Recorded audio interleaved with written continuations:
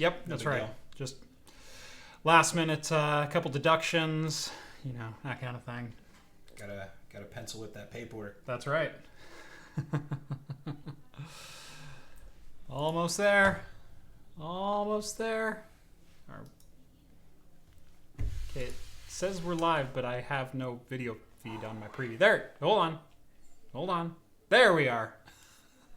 I hate the new YouTube. Are we live? I don't know. We'll figure it out. Roll the dice. Take your pick.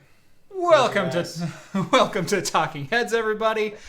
Episode 119. Your once weekly live show for the latest in beer and tech news. I'm Jeff. I'm Rhett. Welcome, everyone, one and all. Thank you so much for joining us tonight. If you're new to the show, thank you for checking us out. We talk about beer, we talk about tech, usually about 20 minutes of beer news at the beginning of the stream, hour and 20 minutes of tech news in the middle. We finish with a little bit of pop culture, Q&A, or whatever we want to talk about. And this time of year, it's ending up being Star Trek Picard. Yeah. So stay tuned for that one. We do drink alcohol in the show. However, this is a family-friendly show in both language and content, so everyone is more than welcome to watch. And what else? There was one last thing. Oh, early parts of the show. If you are drinking something alongside with us, let us know down in the chat, and we will give some early show shout-outs. It can be beer, it can be liquor, cocktail, Kool-Aid, root beer, Pepsi, Gatorade, water. I don't care. Just let us know what you're drinking out in chat land. Rhett! Welcome back. Thank you. Welcome back to the show. I feel like 2 months to the day. I think last time was right on December 12th. I think it's been about that long, yeah. Right in there. It's been a while because there was CES thrown in the middle of that as well. Yep. Which you were scheduled to be on the week of CES. And obviously Steve had that show because you weren't in Vegas at the time. Yep, that's right. And then I was scheduled to be on when we came back. But then you and John were talking like John was on, and I was like, did I just misread the schedule? It was like 30 minutes before. I was like, John's going to be there, right? Yeah. Yep.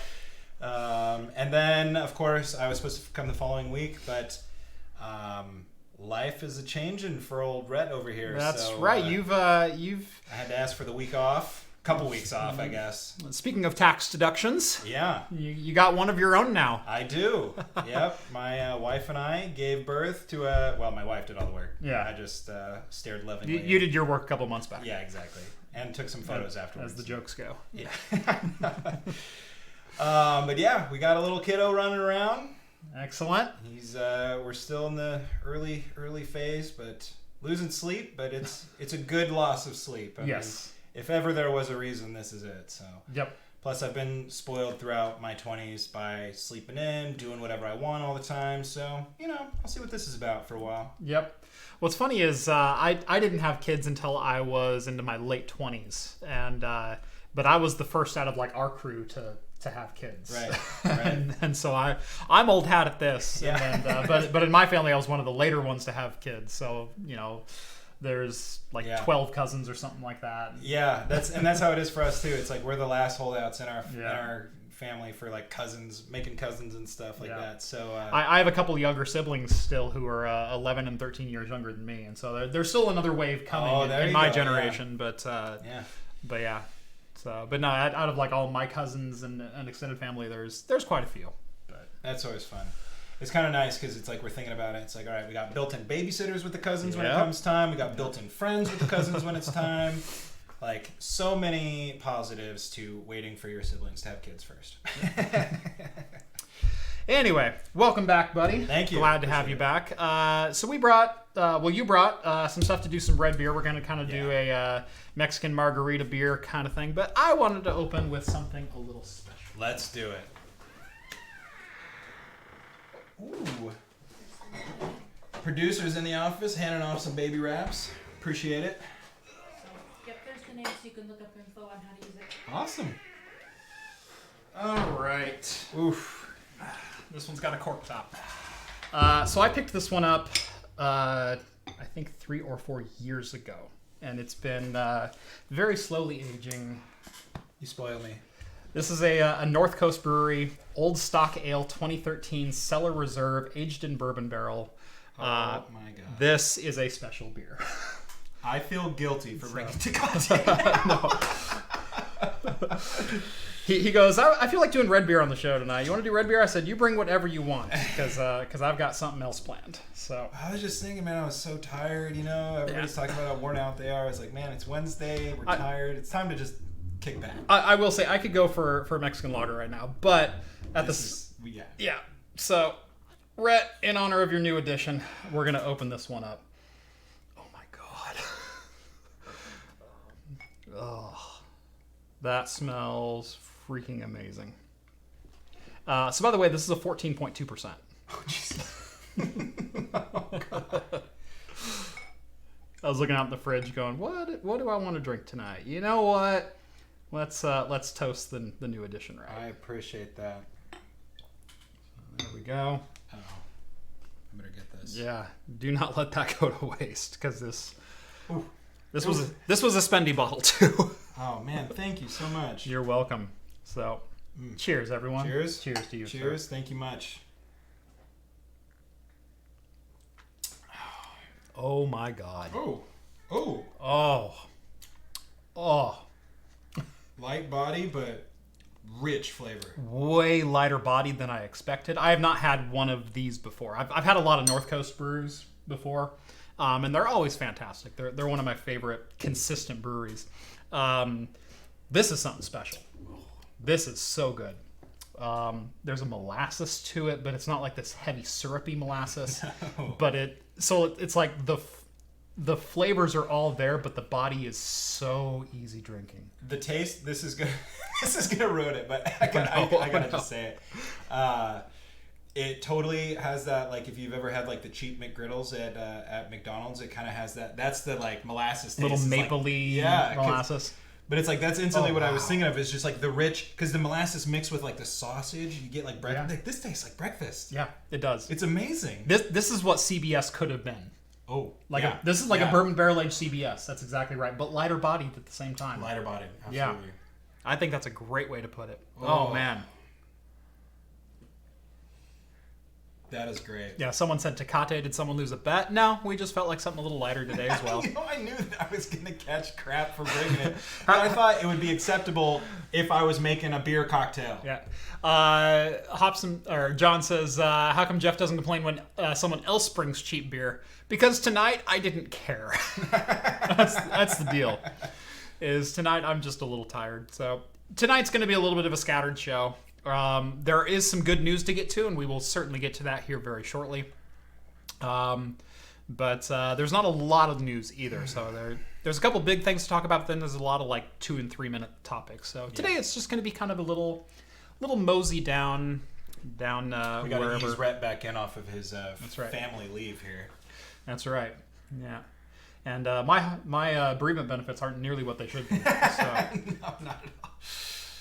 That's all right. You make up for it with killer beer. That's right. A little bit of floaties in there, but that's so good. Oh, that's good. Yeah, I don't mind unfiltered. I don't mind having some substance. Yes. Yeah. All right. Speaking of some substance, MTV is bringing some back. Yeah, that's what I think of when I read this. In the form of a family reality show. We normally don't talk about stuff like this, but this is technically beer related. So MTV has just signed the Busch family, not the presidential Busch family, but the other Busch family. That would be a cool show too. The Busch beer family, calling the Busch Family Brood, number one, it's a clever title. Yeah, it is. Is getting their own reality series on MTV. It is going to follow the family's journey of building a new craft brewery on their property, which is the first groundbreaking of a brewery by Busch Beers in 150 years. Oh, wow. So there's actually a little bit of an interesting aspect to this as far as like the craft beer scene goes. Now, it's Busch. I'm not going to say anything like negative about them, but I can't exactly say a lot of positive about Busch beer either. I mean, it's cheap. It's cheap. It's worse than Tecate. Yes. Yeah. But But yeah, so That's still an interesting premise. It's kind of like Duck Dynasty, but for Yes. beer. No, that's which exactly is kind what- of, what I they're think, trying an to do. interesting spin on. they're saying 9 people under one roof, and so it's the entire Busch family, and there's a couple of married siblings in there. There's a couple of younger siblings. in Married there. siblings? No, not. I'm just Yeah, joking. yeah. Gosh. Well, I was trying to like think of how reality TV always seems to go so poorly. No, this isn't a depending reboot of Sister Wives. Right. Or Or what's the one family reality TV show family that got into some trouble? The Duggars. Or, the show wasn't called The Duggars. the but it was- Dugars. Yeah. Yeah, Dugars. yeah. Yep. Anyway, So yeah. R.I.P. Anyway, this sounds like an interesting. Look, I'll watch anything that puts an interesting spin on beer news. I mean, reality TV in and of itself is inherently addicting, right? So it's like, I don't mind watching reality TV, but the fact is that it all kind of turns to garbage eventually. Like Right. a good premise gets you so far, it gets you through the door. Who knows? Good. Best of luck to them. Best of luck to MTV. I dig the idea because how many brewery-based or beer-based reality TV shows are there? Right. It's something new, so Yeah. I'm all for that. Yeah. So it could be interesting. 10 episodes. Anyway, let's go through here. Yeah, a lot of not the clamato. I do loop my clamato with Tamako. Everybody keeps calling them micheladas, and I was gonna call out Steve. I was gonna be like, I'm never calling it a michelada. See, I had no idea what these were called until I went into this restaurant in Woodburn. I'm sure John and Steve, I'm sure you know it. Seven Mares. You ever been past there? Oh my God. Anyway, you go in there in the daytime, man. They got their own red beer recipe. Yeah. And I remember going in there and like trying to describe it. And he goes, "What? What are you talking about?" Because they don't use clamato necessarily. They have like their own stuff that they make. Yeah.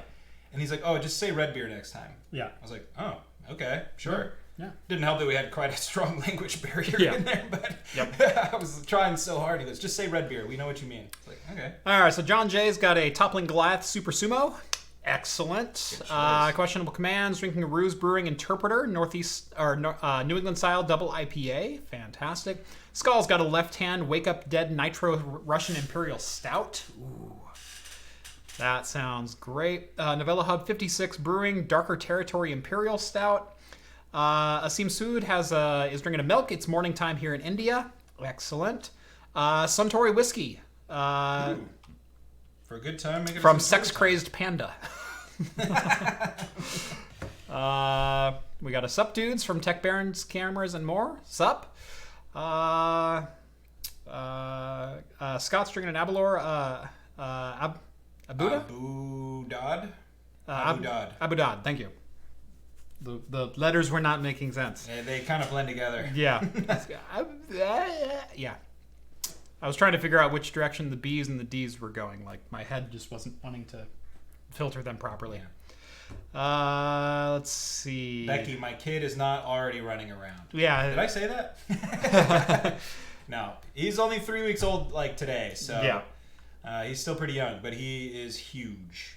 So we have fun. And he pretty much can lift his head now on his own. It's kind of frightening how fast he goes. Mm-hmm. But he's not running around. If I said that, I'm sorry. I lied. Jeff is either really enjoying that beer or he's about to impregnate someone. Why not both? Yeah, absolutely. I'm fertile. Drinking Mankato Brewing Ruby Rhubarb Sour from Reed. I do like a good sour. I think that's about it. First 20 minutes are always beer news, yeah. I like the beer, but I guess you guys are keeping the interesting news for last. Actually, we're going to get into the interesting news at about 30 minutes in, so another 13 minutes is all you have to wait.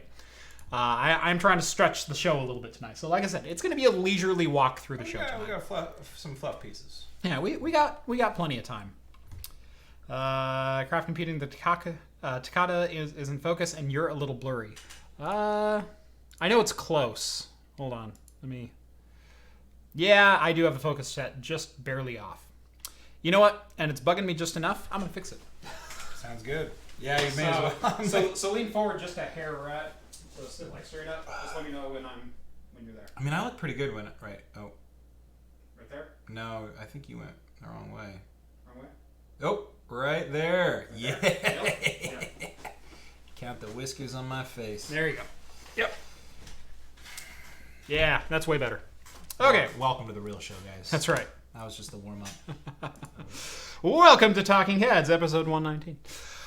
All right. Somebody's drinking scotch over here. We got somebody drinking Belching Beaver seltzer water. Nice. Nice. At least they picked it up. Yeah. Guava passion fruit from Reverend. Nice. Glad to know we can count on you to make the healthy choice. Nothing fancy at all here. Bouncing between Corona Extra and a homemade concaction. See? Nothing wrong with Mexican beers tonight. I'll take that. Yeah. It's gonna be Cinco de Mayo before you know it. We're celebrating early. All right. Moving right along here. What's next? Bud Light. Oh, that's right. Selling a heart-shaped box of beer for Valentine's Day. Yeah. Roses are red. Bud Light is blue. No, it's not. No. It's like a clear yellow color. Yeah. There's a reason it does kind of look like pee. It does. It always does. Yeah. That's because they brew it with rice. Not corn syrup, though. Yeah, at least they don't use corn syrup. What dorks. Yeah. So, yeah. For Valentine's Day, you can pick up a heart-shaped box of Bud Light. I know what I'm getting, Jason. See, I totally don't give a crap about that story, but, that's pretty novel. Yeah. So if you're into Bud Light, here you go, man. Yeah. Valentine's Day is your holiday. That's right. Beer bubbles from Thin Air. Yeah. So this one's kind of cool, actually.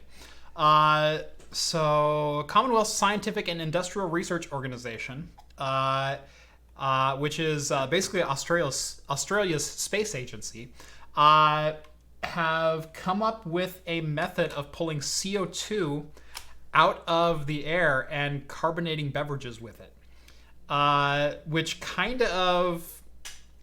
It's a really cool process because this is potentially a more eco-friendly way to harvest CO2. Yeah. And I'm absolutely always all for people developing, friendlier ways to produce the same content we already have, or just shift paradigms of what we're doing. Right. And the cool thing about it is, so it's not even necessarily that pulling that carbon dioxide from the area will make a huge impact. Of course, I think any impact is good impact, and of course you spread it globally, then it's going to make a bigger chunk than we think. But what you're doing is you're kind of cutting the transportation infrastructure of that product completely out. I mean, now if people wanted to implement this, they could harvest the carbon dioxide right there at their brewery, put it into their beers. They're not having to get it from somewhere and ship it in by the truckload, you think about how much fuel and particulate matter is pumped into the atmosphere. Well, you think about just being in and around breweries. I mean, we know the CO2 tanks that they keep on hand and what that infrastructure entails. Yeah. Just, getting CO2 to prime your kegs. Yeah. It's a whole endeavor in swapping those bottles out, and you got the truck that has to carry them. Yeah. That truck got them from some other truck, and was likely carried on train at some point. There's a massive carbon footprint around the sale and distribution and transportation of CO2, and possibly starting to decentralize the manufacture and distribution of CO2. Pretty cool. Everyone wins. Yeah, I think that's really great. What a cool use of technology too. I mean, the fact is, and I'm pretty sure they were thinking of the beer industry when they're creating this. At least that's how the article read to me. Or maybe not just the beer industry, but the beverage industry as a whole. Right. But still, immediate benefit, immediate vision for the technology right out the gate. They're calling it Airthena. So be on the lookout for this sort of thing. I guess it's probably kicking off in Australia before anywhere else. Yep. I wonder too, how this is a real dumb observation. I think, and this has made me wonder if we had run a similar story as this before, because it rings a bell. But I think about when you buy honey, how the area that the bees live in that produce the honey impacts the quality and the flavor and the overall. No, totally. If depending on the region your CO2 is harvested, if it impacts it. There's probably something to that. I mean, imagine a brewery in the Himalayas or whatever, at the foot of the Himalayan mountains versus one that's like in, London or Mexico City or Beijing, like a really smoggy, polluted place. I mean, carbon dioxide is carbon dioxide, but I wonder if you get some sort of some byproduct in the flavor. Yeah, profile. and then you get a whole new niche of like regional beers in that way. And now we have to start distributing craft CO2.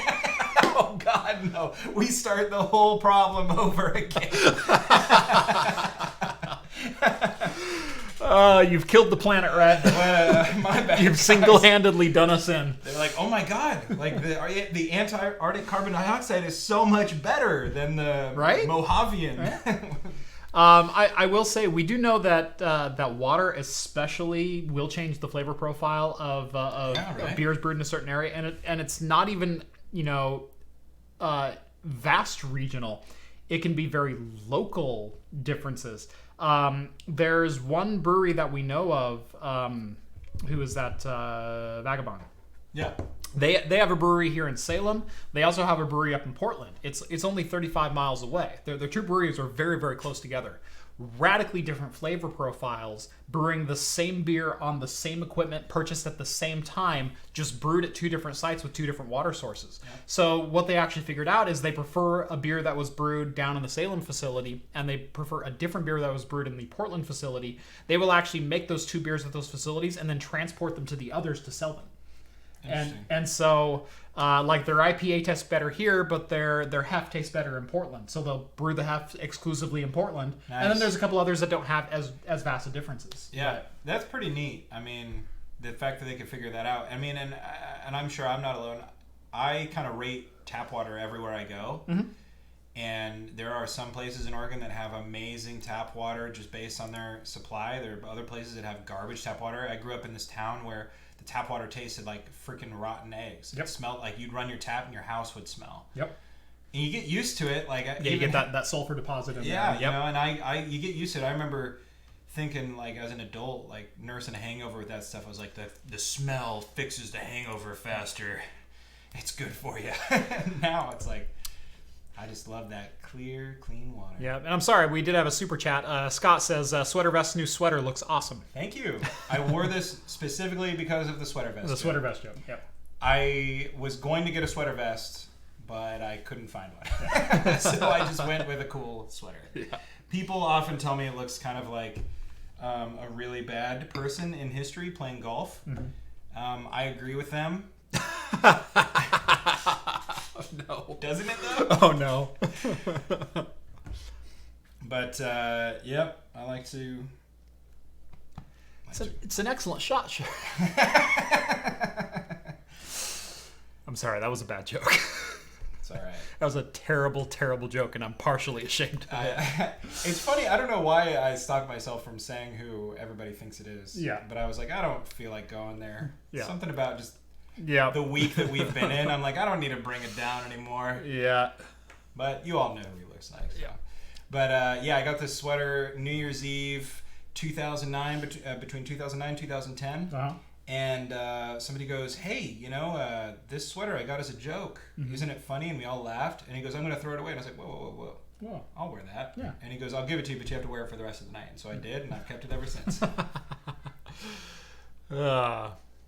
Is that a sweater of he who shall be not be named playing golf? Not officially. Yeah, it's not like licensed merchandise. But I certainly see a resemblance. Yeah. Yeah, he is the name of the person I was going for. Yeah. Yep. Big Spoon, $5. Thank you. Thank you, Spoon. Cannot unsee the Reich bar. Or is that a birdie? Yeah. That's a great joke. Anyway. All right, moving right along. Demonetized. Here we go. Yeah. All right. We're going to get into a little bit of... I'm not going to say Apple news, but Apple is tangentially related here. And I'm wondering, hold on, did TechSpot use a hardware unboxed thumbnail in their image? I wonder if Steve knows about that. I'm going to copy that and tweet him right now. Can't you just do a reverse image Because search that on certainly this bad boy? looks it looks like a screen grab from Hardware Unboxed. I know his cinema style. I know his background. This looks like Hardware Unboxed. I didn't realize it before, but I'm looking at it, and all of a sudden I'm going, maybe. So, there we go.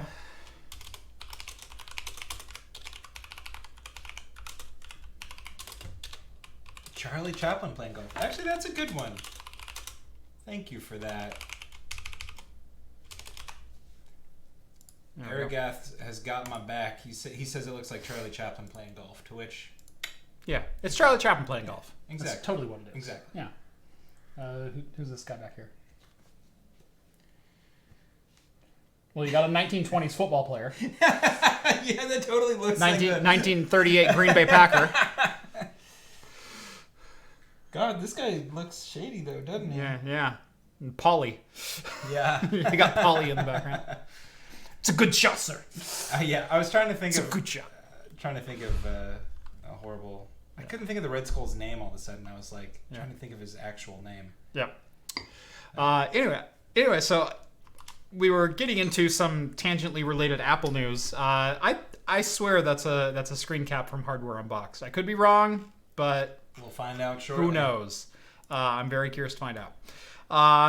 Anyway, Apple possibly leaked some unannounced AMD hardware this week, and not really leaked. It was part of their one of their more recent updates to Catalina.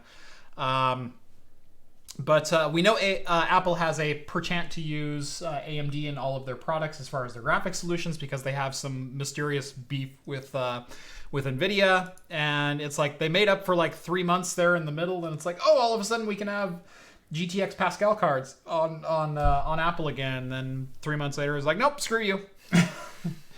We're not gonna keep your driver in the kernel anymore. You have to reassign it every time you reboot.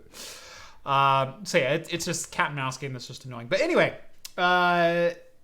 so we know that Navi 12 or Navi 10 is the current release of Navi cards that we have. That's the RX 5500, 5600, 5700 series cards. Those are 7 nanometer based, and they have a certain die size and use GDDR6, yada yada yada. What are you doing? I just touched the mouse. What That's are all you I doing? did. Gosh, Fired. you have one job, in here. Anyway, in the latest Catalina update, in some of the code release, there are references to AMD Navi 12, Navi 21, which we know 21 is coming because that's been the rumored big Navi. There's also released in there references to Navi 22 and Navi 23, which we haven't even heard of before this. Now, obviously, those are larger numbers than 21. Some good math. Right, and certainly Navi 12 we haven't heard of either. So Navi 12 might be a little bit of a spec bump for the existing RX series cards, the 55 through 5700 series. Navi 21 is the big Navi series that we expected to compete with some of the higher tier RTX cards. However, if they're touting out a Navi 22 and Navi 23, this could be a professional cards, or even more likely, larger variants and RTX 2080 Ti and Titan level competing cards. If we're kind of reading through the lines there, because we were hearing Navi 21 should compete very, very well with an RTX 2080 or possibly the 2080 Ti. So if we're all of a sudden talking beyond that level of competition or larger die size, and we know this architecture is proving to be somewhat scalable, it's not out of the realm of possibility that we might be seeing, evidence of a larger card exist and more powerful card exist, which everyone wins. The other interesting thing in here is not just that they were name dropping, because it says Apple could be testing Renoir APUs and Big Navi right now. That was the interesting thing to me, is the reference to AMD based CPUs in the code base, because Apple has never ever used an AMD CPU. They've been using Intel exclusively since 2006, and they were IBM PowerPC before that. But all of a sudden we have references to the modern Zen 2 AMD mobile chips. ranging all the way up to the Ryzen 7 4800H at 8-core, 16-thread, 3.0 gigahertz base clock, and a 4.2 boost. Pretty solid chip. And right on par with what Intel's offering with the 9880H at a 4.8 gigahertz boost and the same 45-watt TDP, but 14 nanometer instead of 7. So Apple possibly sniffing around the bush and seeing, hey, could we put these in our laptops instead? And maybe let's see where the relationship takes us. Because that was I think the biggest faux pas Apple's pulled in quite a while beyond some of their other numerous faux pas, is in their latest professional products. Well, it took them, 4 years to develop the Mac Pro. Not going AMD this time around, is developing it exclusively around Intel, which at the time, they started developing this probably 2015. Yeah, sure.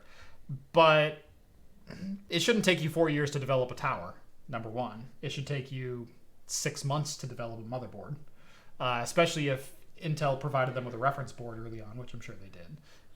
Development doesn't take that long on a product that you already have a reference item for.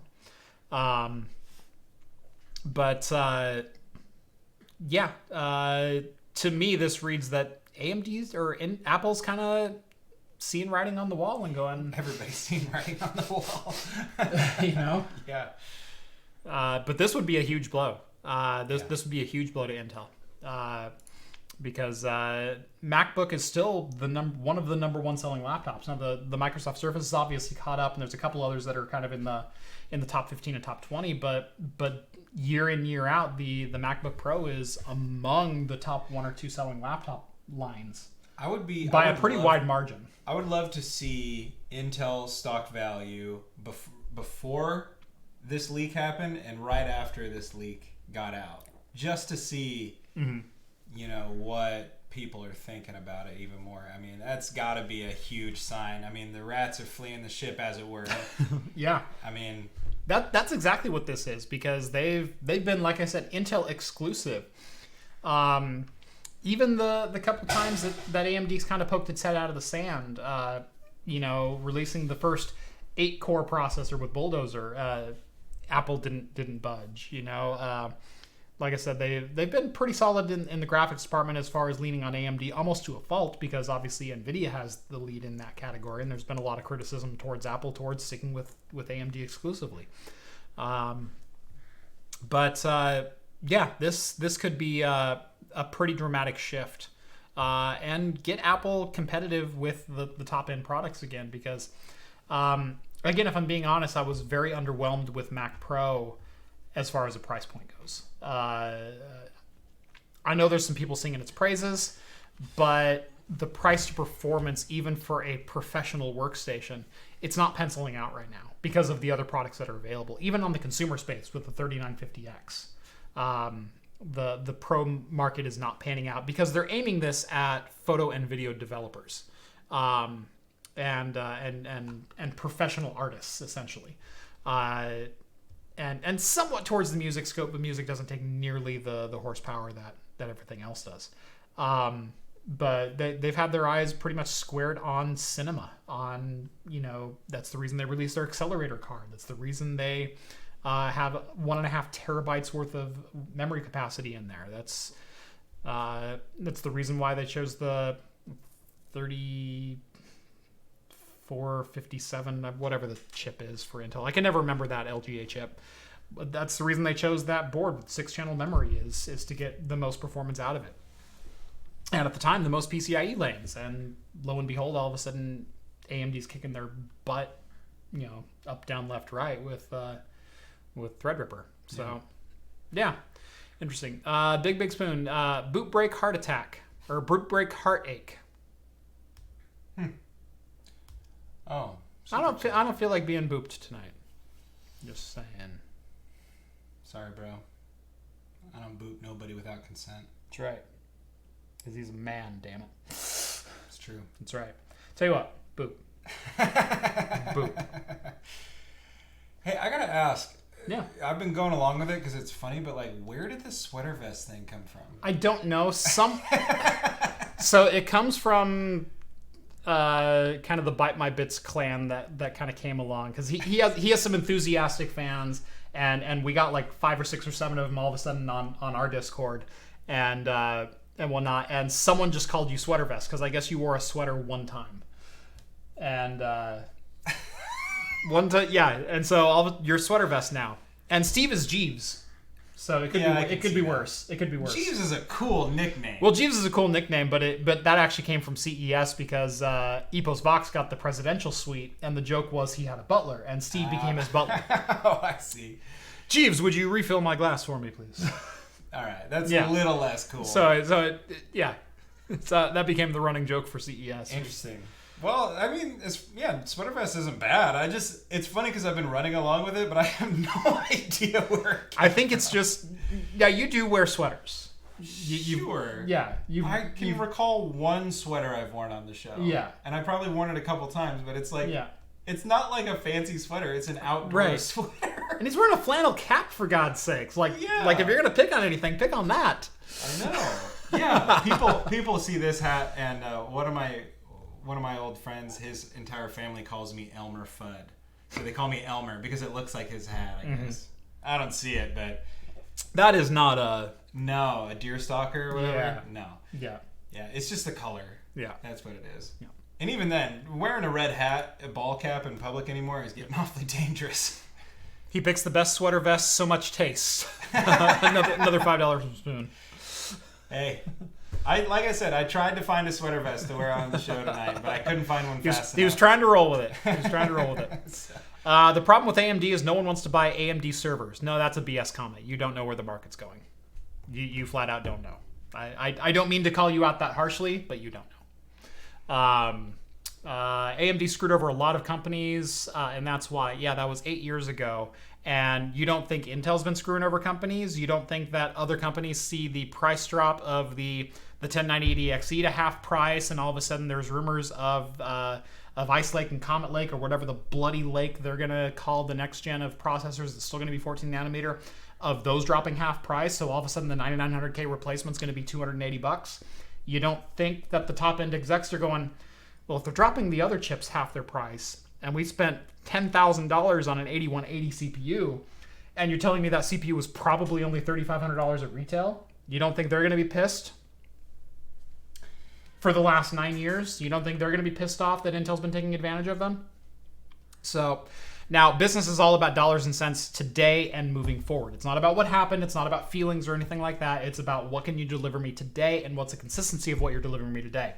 And I've been on record a number of times talking about AMD EPYC. AMD EPYC Generation 1 was, this is pretty bloody cool. I'll take 5 of them. And show me what you got. Generation 2 is, okay, I want to build a data center. That's what Generation 2 is. And that's what Generation 2 is going towards. All of a sudden you see HP and Dell and Supermicro and all these other companies, very, very large companies coming on board, building server level boards for AMD EPYC and giving it 100% of their attention, and giving it the attention it deserves in the server market. And you see all of a sudden from what was we have an Opteron chip if you want it, like on page 7 of our store catalog, to all of a sudden HP advertising on their main HPE page of, we have AMD EPYC servers ready to go today. That space was not reserved for them 2 years ago. 6 months ago, it was not reserved for them. The market is totally turning 180 degrees the other direction, away from Intel. And it's because of the performance to dollar that's available right now, and it's because Intel's been literally gouging people for double or more at the top end of the market. I mean, it's crazy because it is a big ship to turn around, but I feel like this all, like, you can track the trajectory of craft computing and even Talking Heads from when this all started. And Episode 1, we talked about the bombshell announcement of AMD Threadripper. Yeah. That was my first ever episode of Talking Heads, is we talked about the announcement of the 1950X. And the announcement. And now you can see, I mean, listen to every single episode of Talking Heads, or go back and cherry pick, and you can track the trajectory of this.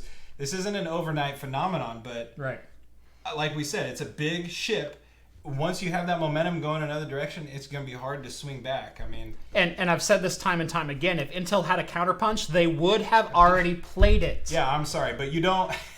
Yeah. They would have said something. I have been saying this saying far too much since becoming a dad, but a bird in the hand is worth two in the bush. You don't wait to play your trump cards. Right. I mean, because you do not know. You wait for the guy to go, okay, I got something, and you go, boom, game's over, sucker. Yeah. When you're playing Magic the Gathering, you do not know what your opponent is going to draw. Right. So you try to win every turn. Yeah.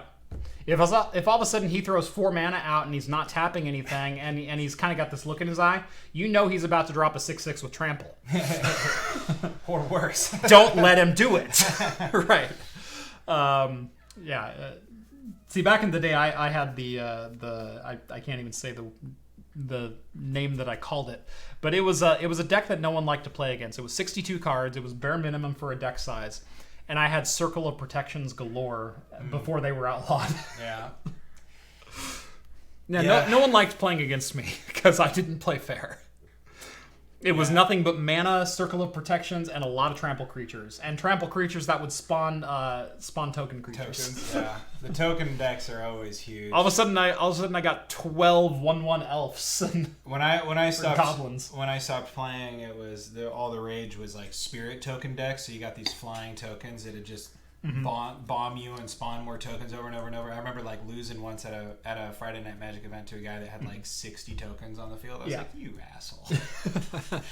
It's just hard to keep up with the meta if you don't have the money. But. And do you know what proves my point better and your point better about if you have a trump card, don't wait to play it?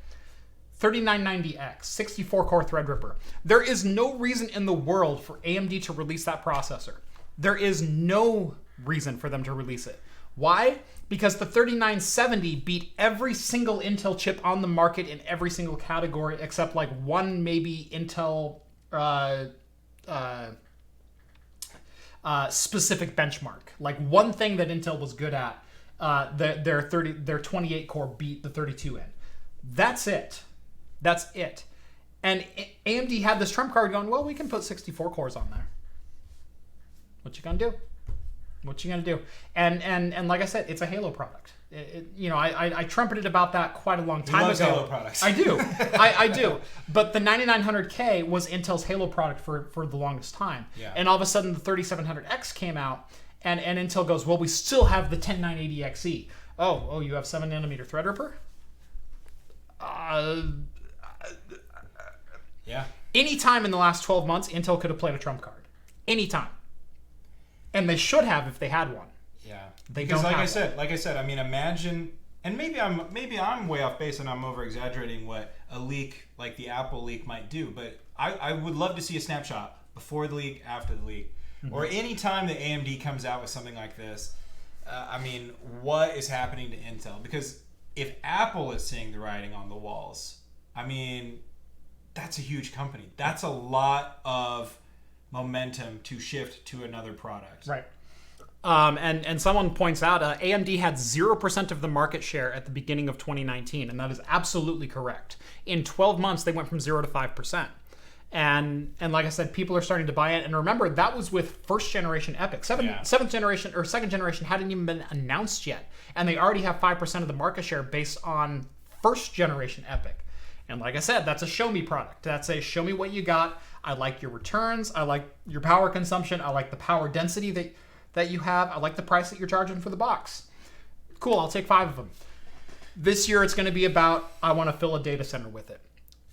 Amazon's going to go, you know what would it take to migrate our Portland data center over on AWS? Yeah. That's what's going to happen, is as soon as the 5 years are up, they're going to look at cost per watt for the local power draw. They're going to look at all these other things and go, how much denser can we get and how much more can we get in return for our money that we're spending on this data center? Yeah. Let's fill it. And that's exactly what's going to happen.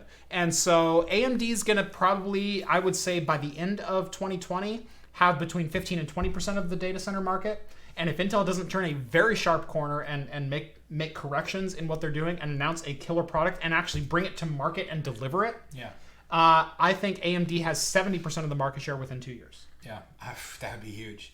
That'd be huge. And it's that's possible. And Like, that's only because they just bought some 34 or 3647 socket 6-core or 6-channel boards, and they go, you know what, we bought these in late 2019, and we just haven't cycled them out yet because it's not worth it to refresh the data center yet.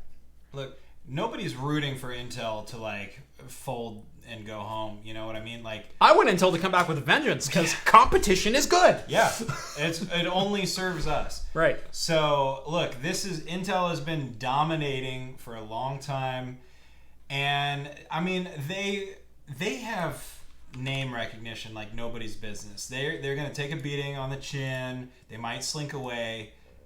Intel's gonna be back. Right. And this is just the ebb and flow of the market. Yep. And I'm happy with it. Look, I'm glad to see them take a beating for now, because it just means that hopefully, if they play their business cards right, it means that they will come back stronger. That's just how it works. So, also earlier on, I meant to say this, but like we need to get that rant counter in here, because whoever triggered that rant had Jeff going. That's one for Jeff. I wasn't fired up. When you read the comment, I can't even remember what it was. You read the comment and you're like, I'm sorry to call you out so harshly. But you're wrong. For like 2 minutes you were on a rant. Okay. I'll accept the one. Then we started having a back and forth. You let me in there. Yeah. It wasn't a rant after that. Yeah. No, like I said, I thought we had a nice polite discourse, but you're right. As soon as that comment dropped and went, whoa. Hold the phone, mother. Your voice got louder. You started talking faster. Face is flushed. You're sweating now. I'm scared. Well, it's a nice warm sweater. Yeah, that is a nice sweater. Sweatshirt. Hoodie. It's a hoodie. Jumper. It's a hoodie. Yeah, I guess that is a hoodie. It's a hoodie. Pretty dope hoodie too. I like that. Like the new Fractal logo? Yeah, that's sweet. Yeah. I love minimalist logos like that. Yep. Fractal's always killing it. Yep. Keeping it fresh. That's right. Keeping it Fractal fresh, son. Yep. Hey, call me for your marketing. That was pretty good. That's right. Fractal fresh. Fractal fresh. If they give me another ad spot, I'll certainly drop that in there. Yeah. Okay, also, somebody said that that picture from the thing that you thought was the dude, he works for TechSpot. And somebody said that in the comments. Okay. They gotcha. said that he works for TechSpot, and they even linked in the comments to his on the staff Excellent. page. I was not aware that Steve worked for TechSpot. Yeah. Okay. I was not aware of that. There you go. Yeah. I know there's people with side gigs. I wasn't aware that he was on their payroll. If he's on their payroll, that's totally fair game. But I know he's had issues, especially before. There's even some vendors that have taken some screen grabs from his videos and applied them as like promotional material and things. And it happens to all of us. I've had to do a couple DMCA takedowns, and it always sucks. Because it's like, I know you liked my video, but could you please not do that? Like, thank you.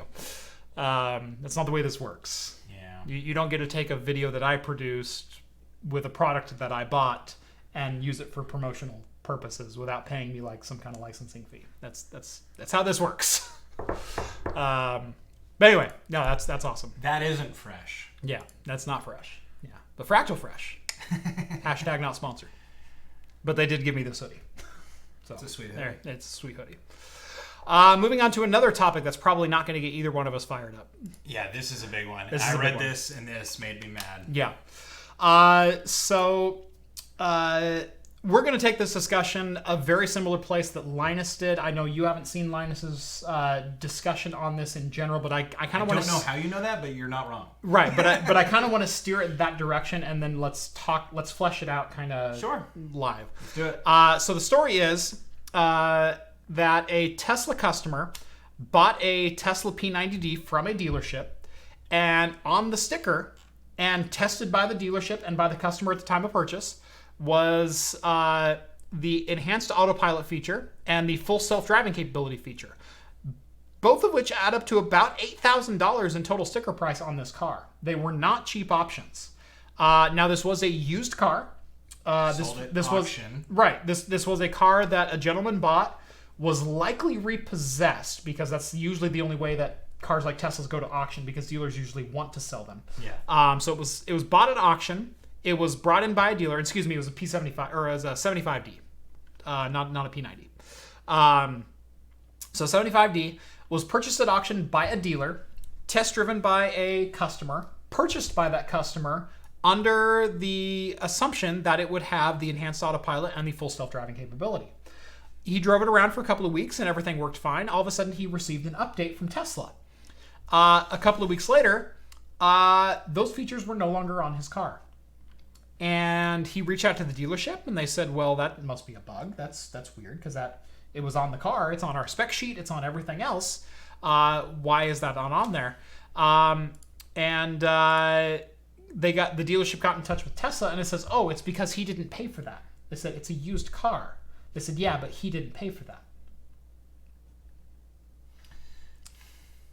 I'll let you go first because I can see you holding back something. Removing swear words from vocabulary. Right. If this is the future of, essentially smart cars and all that, like, I want nothing to do with it. This goes against the grain of pushing the technology that is going to...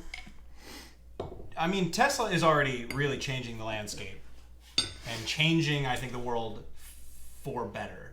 Now, part of that is because it has awesome smart features like this. If you're not going to allow third-party sales to benefit from that, you are boxing out so many potential consumers. You're boxing out free marketing, for God's sake. This guy's going to be driving around in a Tesla. He's going to be talking to all of his friends. He bought the car. Right. He paid for these things to the dealership because they assumed he was going to get them. And now you want to play this real underhanded maneuver. This goes right along with things that are very near and dear to my heart, like right to repair. That's all I could think of when I was seeing this. Was like, right.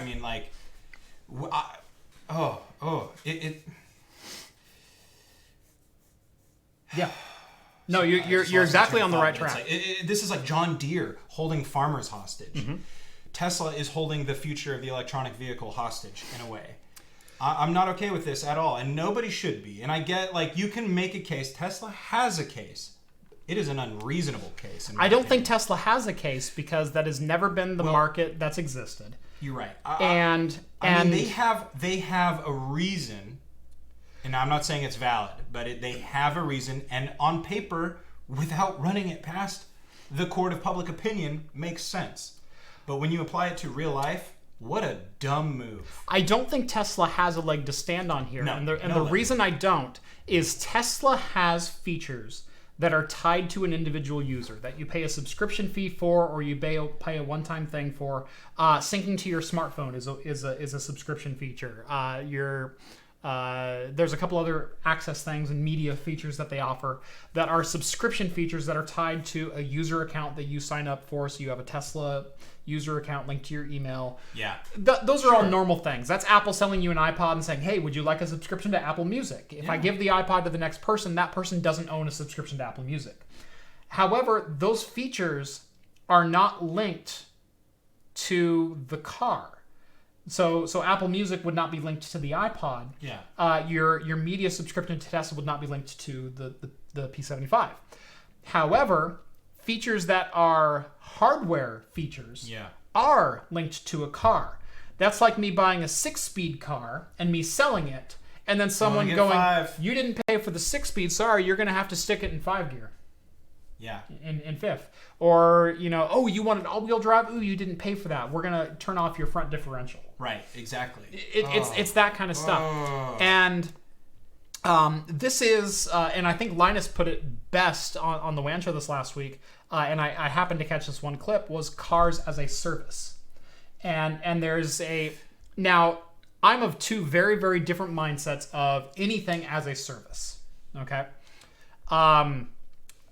I believe there is a market for rented or leased hardware where I'm paying a subscription fee to have a piece of hardware that I can physically use, and with that subscription fee comes the services that are offered, and I can pay for upgrades to that hardware to use particular services. Yeah. So in the case of, this is very prevalent in the tech sector, so if you talk about Cisco, Meraki, Aruba, et cetera, they do these kinds of things. However, they do them in the way that I don't like them.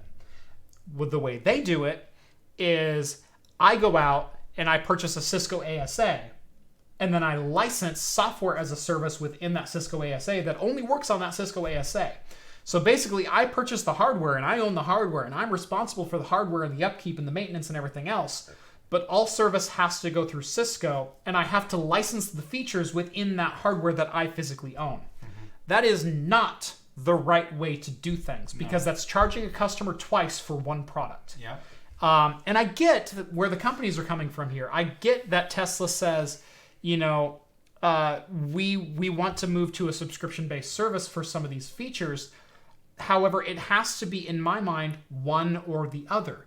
Either I buy a Tesla 75D and then I own the hardware, and the features that it came with are mine to use as I see fit, or I don't own the car, Tesla owns the car, I lease the car from Tesla, and I pay a certain, $17 for AC a month, and I pay $5 for radio service, and I pay another $6 for an enhanced subwoofer, and I pay this and I pay that, and at the end of the day, I'm paying $700 or $800 a month for a car, but I'm paying for the features that I want, and then if I don't want the car anymore, I can return the car, because then I'm not out $70,000. Yeah. You can't have both. Both is disingenuous to the customer. Is it my hardware or is it not my hardware?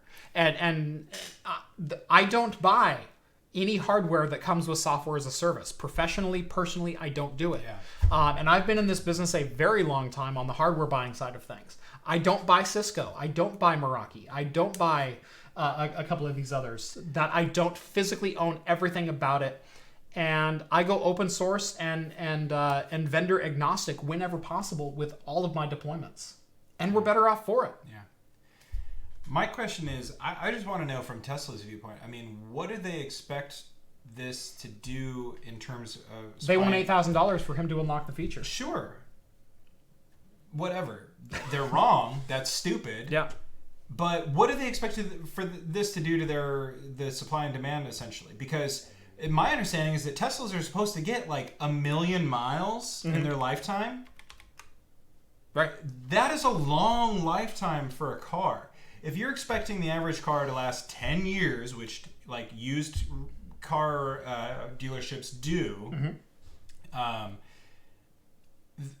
that's about 250,000 miles, give or take, maybe 200,000, whatever. The average is 12,500 per year, so you're looking at about 125 to 175,000 miles. So there you go. So then that's okay. So the average used car is sold probably at about 100,000 miles.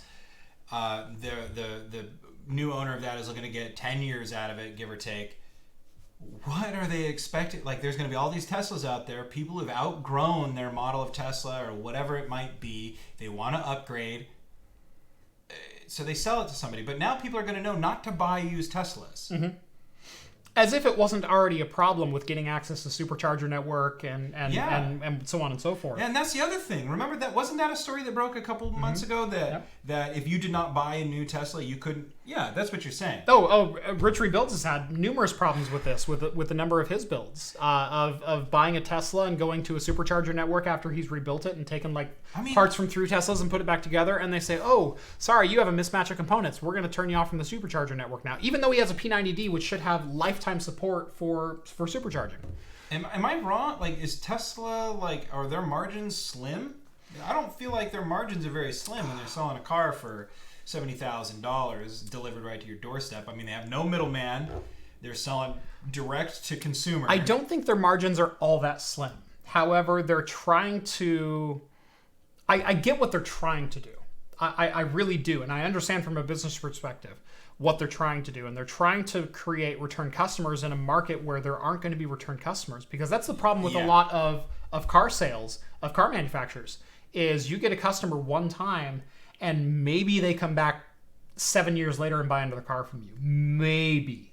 Right. Because a lot of customers will go to whatever car lot they drive up to. And cars shouldn't be bought this way, but it's absolutely the way, especially Americans buy cars, is they will go, well, let's stop at this lot. And you'll pull into that lot and you'll buy whatever car that you like on that lot. Yeah. And that's the way so many people buy cars, where I'm the outcast in the car sales area, because I think my last 6 cars that I've bought have been, I call the dealership and I say, hey, is this car available? They say, yeah. I say, okay, hold it until 6 p.m. I'm going to come test drive it. Yeah. And if it works, I'm going to give you X amount for it. Yeah. And that's how I buy cars. Yeah. I don't dick around. I don't. This is the car that I want. Yeah. It's the Nissan Maxima with the V6 with the da da da da da da da. This is the trim package that I want. It's there. If you have it, cool. If you don't, I'm going somewhere else to buy that Nissan Maxima somewhere else. Yeah. And that's it.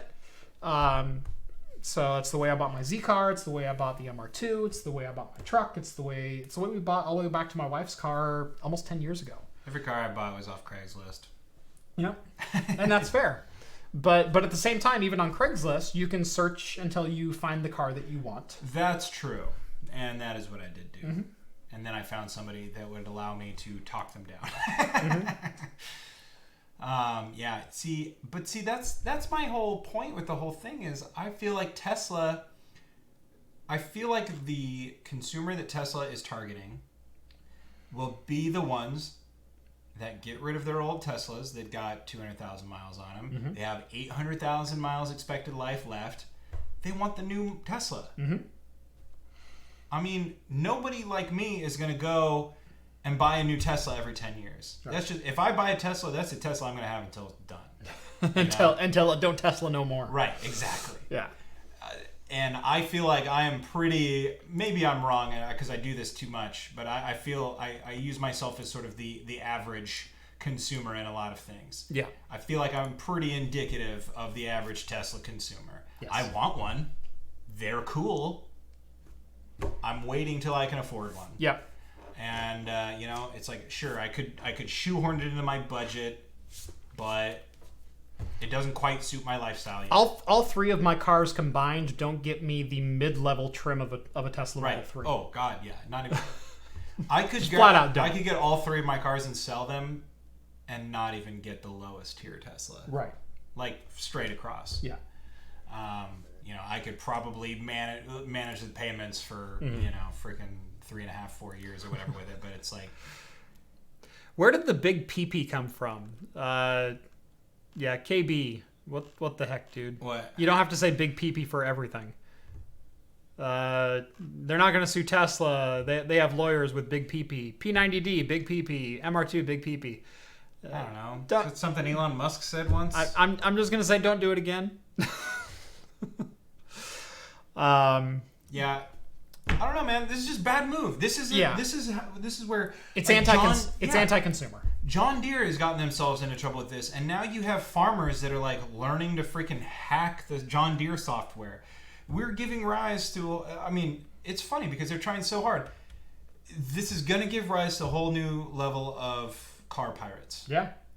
This is what happens. Piracy was at an all-time low when games became affordable and easy to get on Steam and all of these things. But now that you're looking down the barrel of all these different distributor platforms, 12 different game services, and all of a sudden games as a service with NVIDIA streaming and Google Stadia and things like that. That's Microsoft Games Pass. Yep. That's software as a service. That's a monthly subscription that I pay to a company in exchange for access to the products that they offer. And again, that's a different concept than ownership. If I pay $60 for a game, that game is mine. I own that game. I own the rights to buy it on Steam. I own the rights to install it. I own the rights to use it on the PC of my choosing. If I'm paying a subscription service for a game, I don't own that game. And if Microsoft says, the contract for that game ran out, we're not going to offer it anymore, I can't play that game anymore. And that's the way subscriptions work.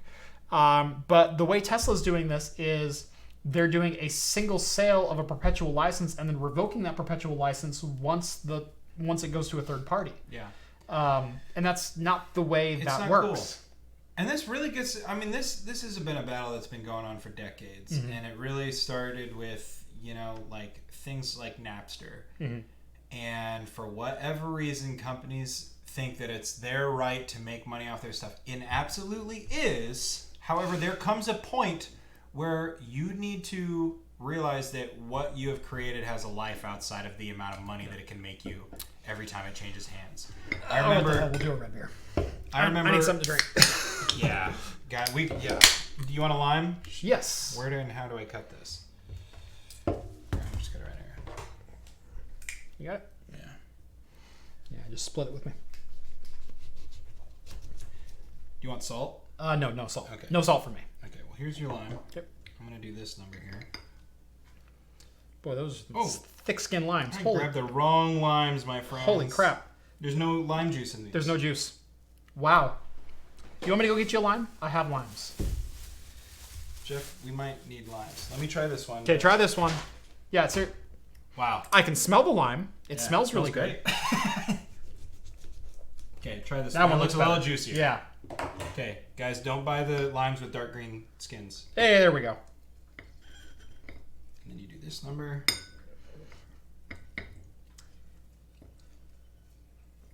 Still a very young lime. Yeah, well, I was looking at it. I was like, there wasn't that many limes in stock. There we go. And, oh God. Lift an arrow. It's your first time rimming? No. I rim all the time, bro. Some could say I've got a job doing that. Now I'm going to go a little bit light on the red. You do There whatever we you go. want.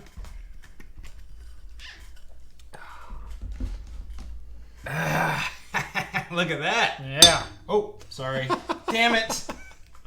Ruined. I made a mess. You on ruined your it. desk. Yeah. Oh yeah, I need a little bit of this too. Yeah, there's just something about a Mexican lager sometimes. Go get that out of the way. Oh, thank you. Someone said stab them with a fork. No, there's literally no juice in there. Yeah, there's nothing. We tried. Yeah. Bro, you don't think we know how limes work? Yeah. Get it with a fork. That's not how forks work. Yeah. It's not how limes work either. God, I forgot they sold forks as the liming mechanism. Yeah. All right. Cheers to y'all.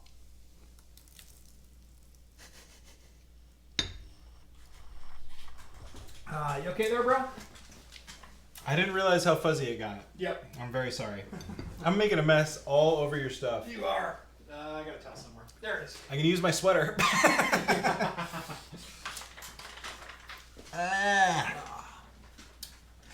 I lost all my salt with that.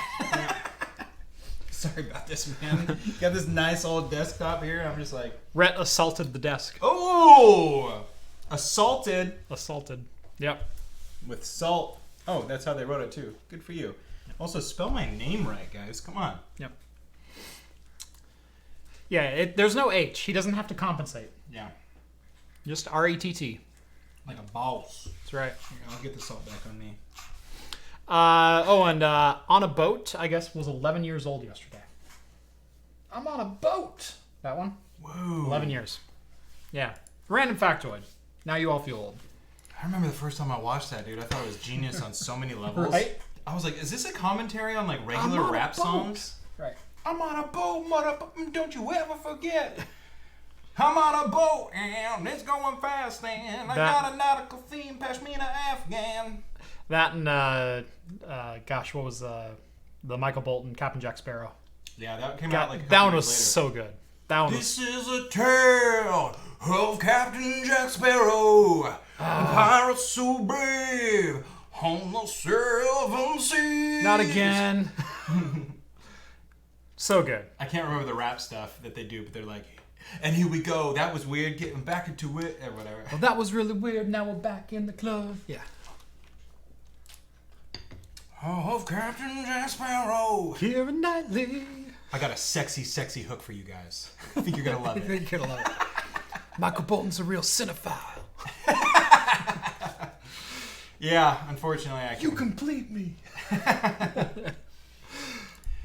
So what do you think? We done talking about Tesla? Because I feel like we could just talk ourselves into a circle for the rest of the We could, and I do kind of want to move on. There are a couple more stories to get to. It's going to be kind of rapid fire here for a little bit. Yeah.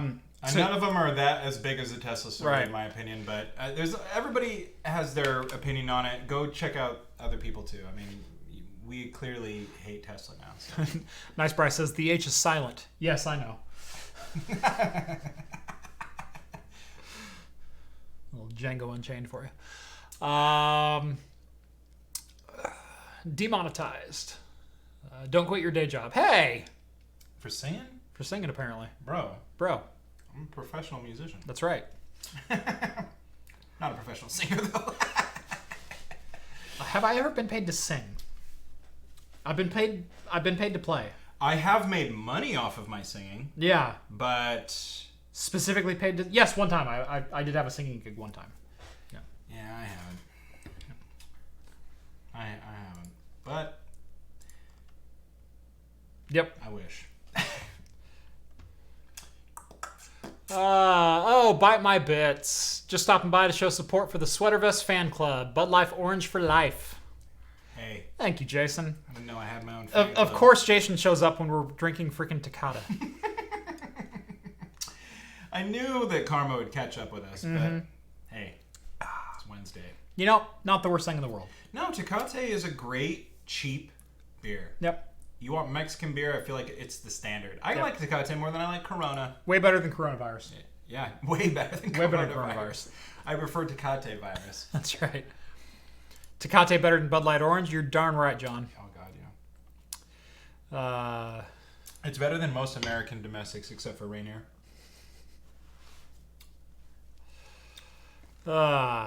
Anyway. Yeah, someone said he sensed it. All right.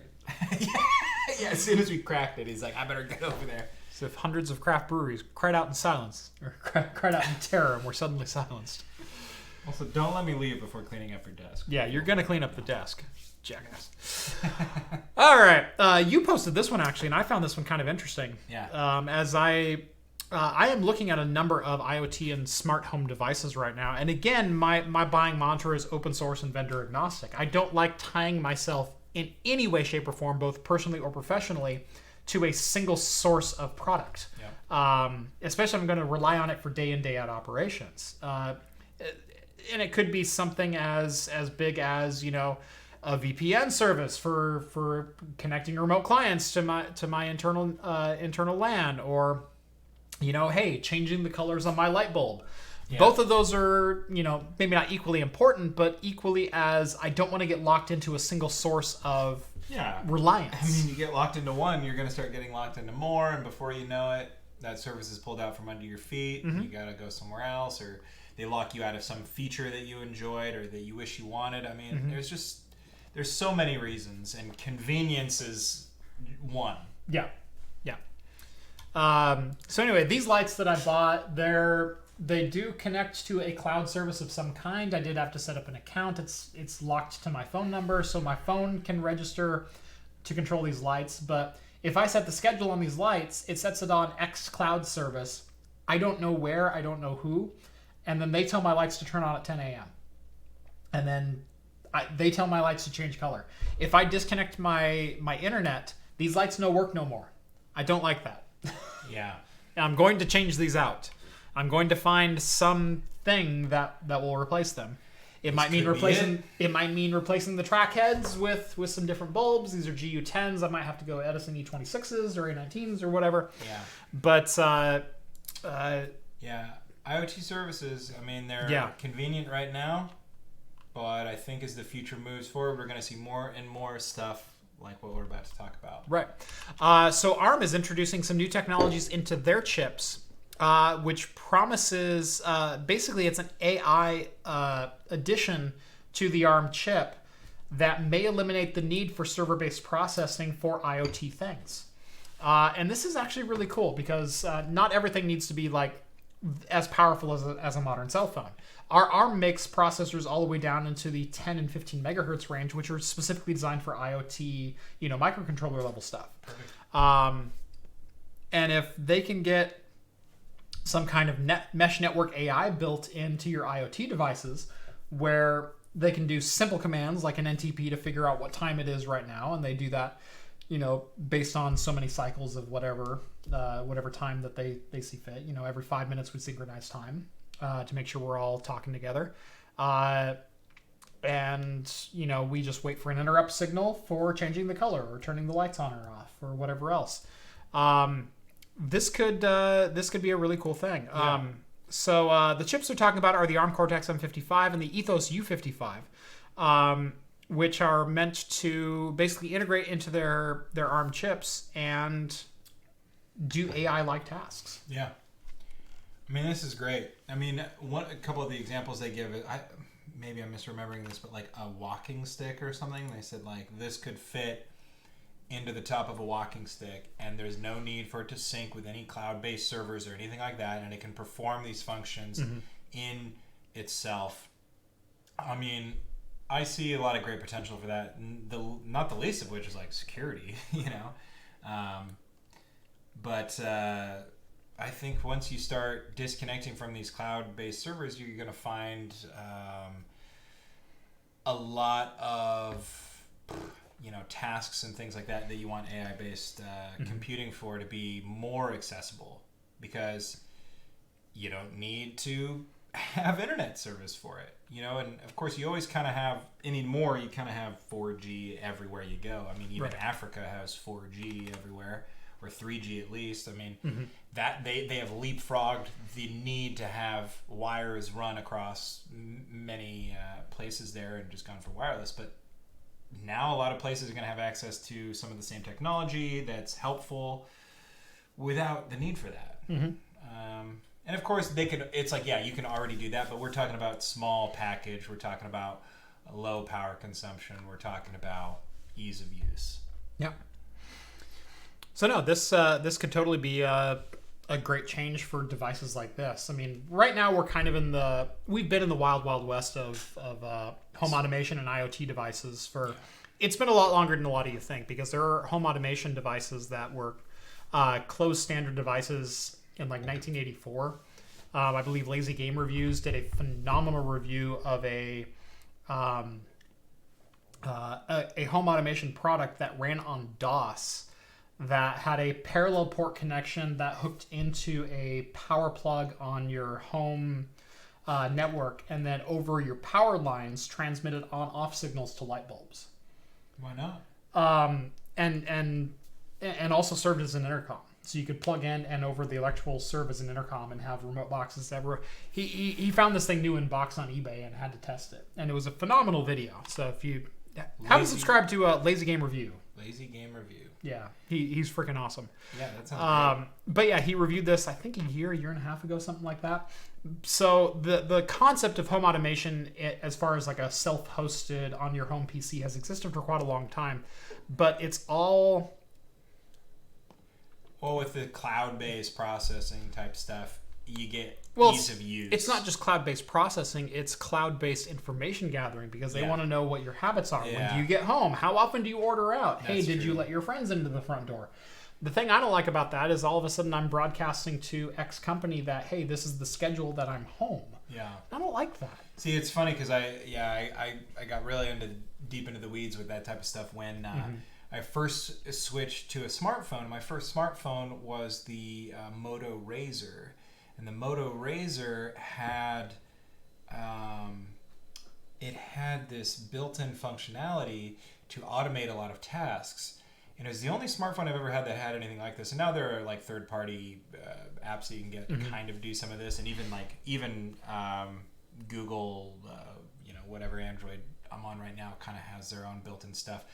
But this was like, when I am here, I am in work mode. I don't want this. When it's this time, I want this stuff turned on, or the screen turned this way, or I want these things. And you could automate any sort of functionality on your phone, anything, even the apps, the way that the apps interacted. And I remember thinking like, oh man, like now they're knowing every time, because I set the parameters. Like when I'm here, this is my house. I want it on house mode. When I'm here, this is work. I want it in work mode. When I'm driving, if my phone is moving, I want it in drive mode. Like, and you think about, I mean, that's a very obvious way to get your mind thinking about it, because I'm setting my phone to do these things and thinking about them. But now, the phone knows when I'm commuting. The phone knows, or the services know when I'm at work, when I'm at home. They know when I'm at the movies. They know all these sorts of things. I mean, didn't they find out that some of these attacks or something? Not attack. What was it? But they tracked people using their phone and did some nefarious activity. I feel like I just read that in the news the other day. There's a lot of... Oh, they're catching people at the border with it. Right. I was going to put that in the news, but I don't think it was. There's a lot of targeted phishing going around for different organizations as well. If you have contact credentials, or here's a list of our executives on the company, and someone can get a hold of an email address and send an executive an email, and say, hey, Pam in accounting was talking to me about this, and I apologize catching you on a Friday night, but man, I really need this list of employee income statements and social security numbers. If you could just send that over to me. I'm at this conference right now. Man, I know it's late. I apologize, and you'd be doing me a solid if you can get this to me like right away. Yeah. And if you need, we can circle back on Monday.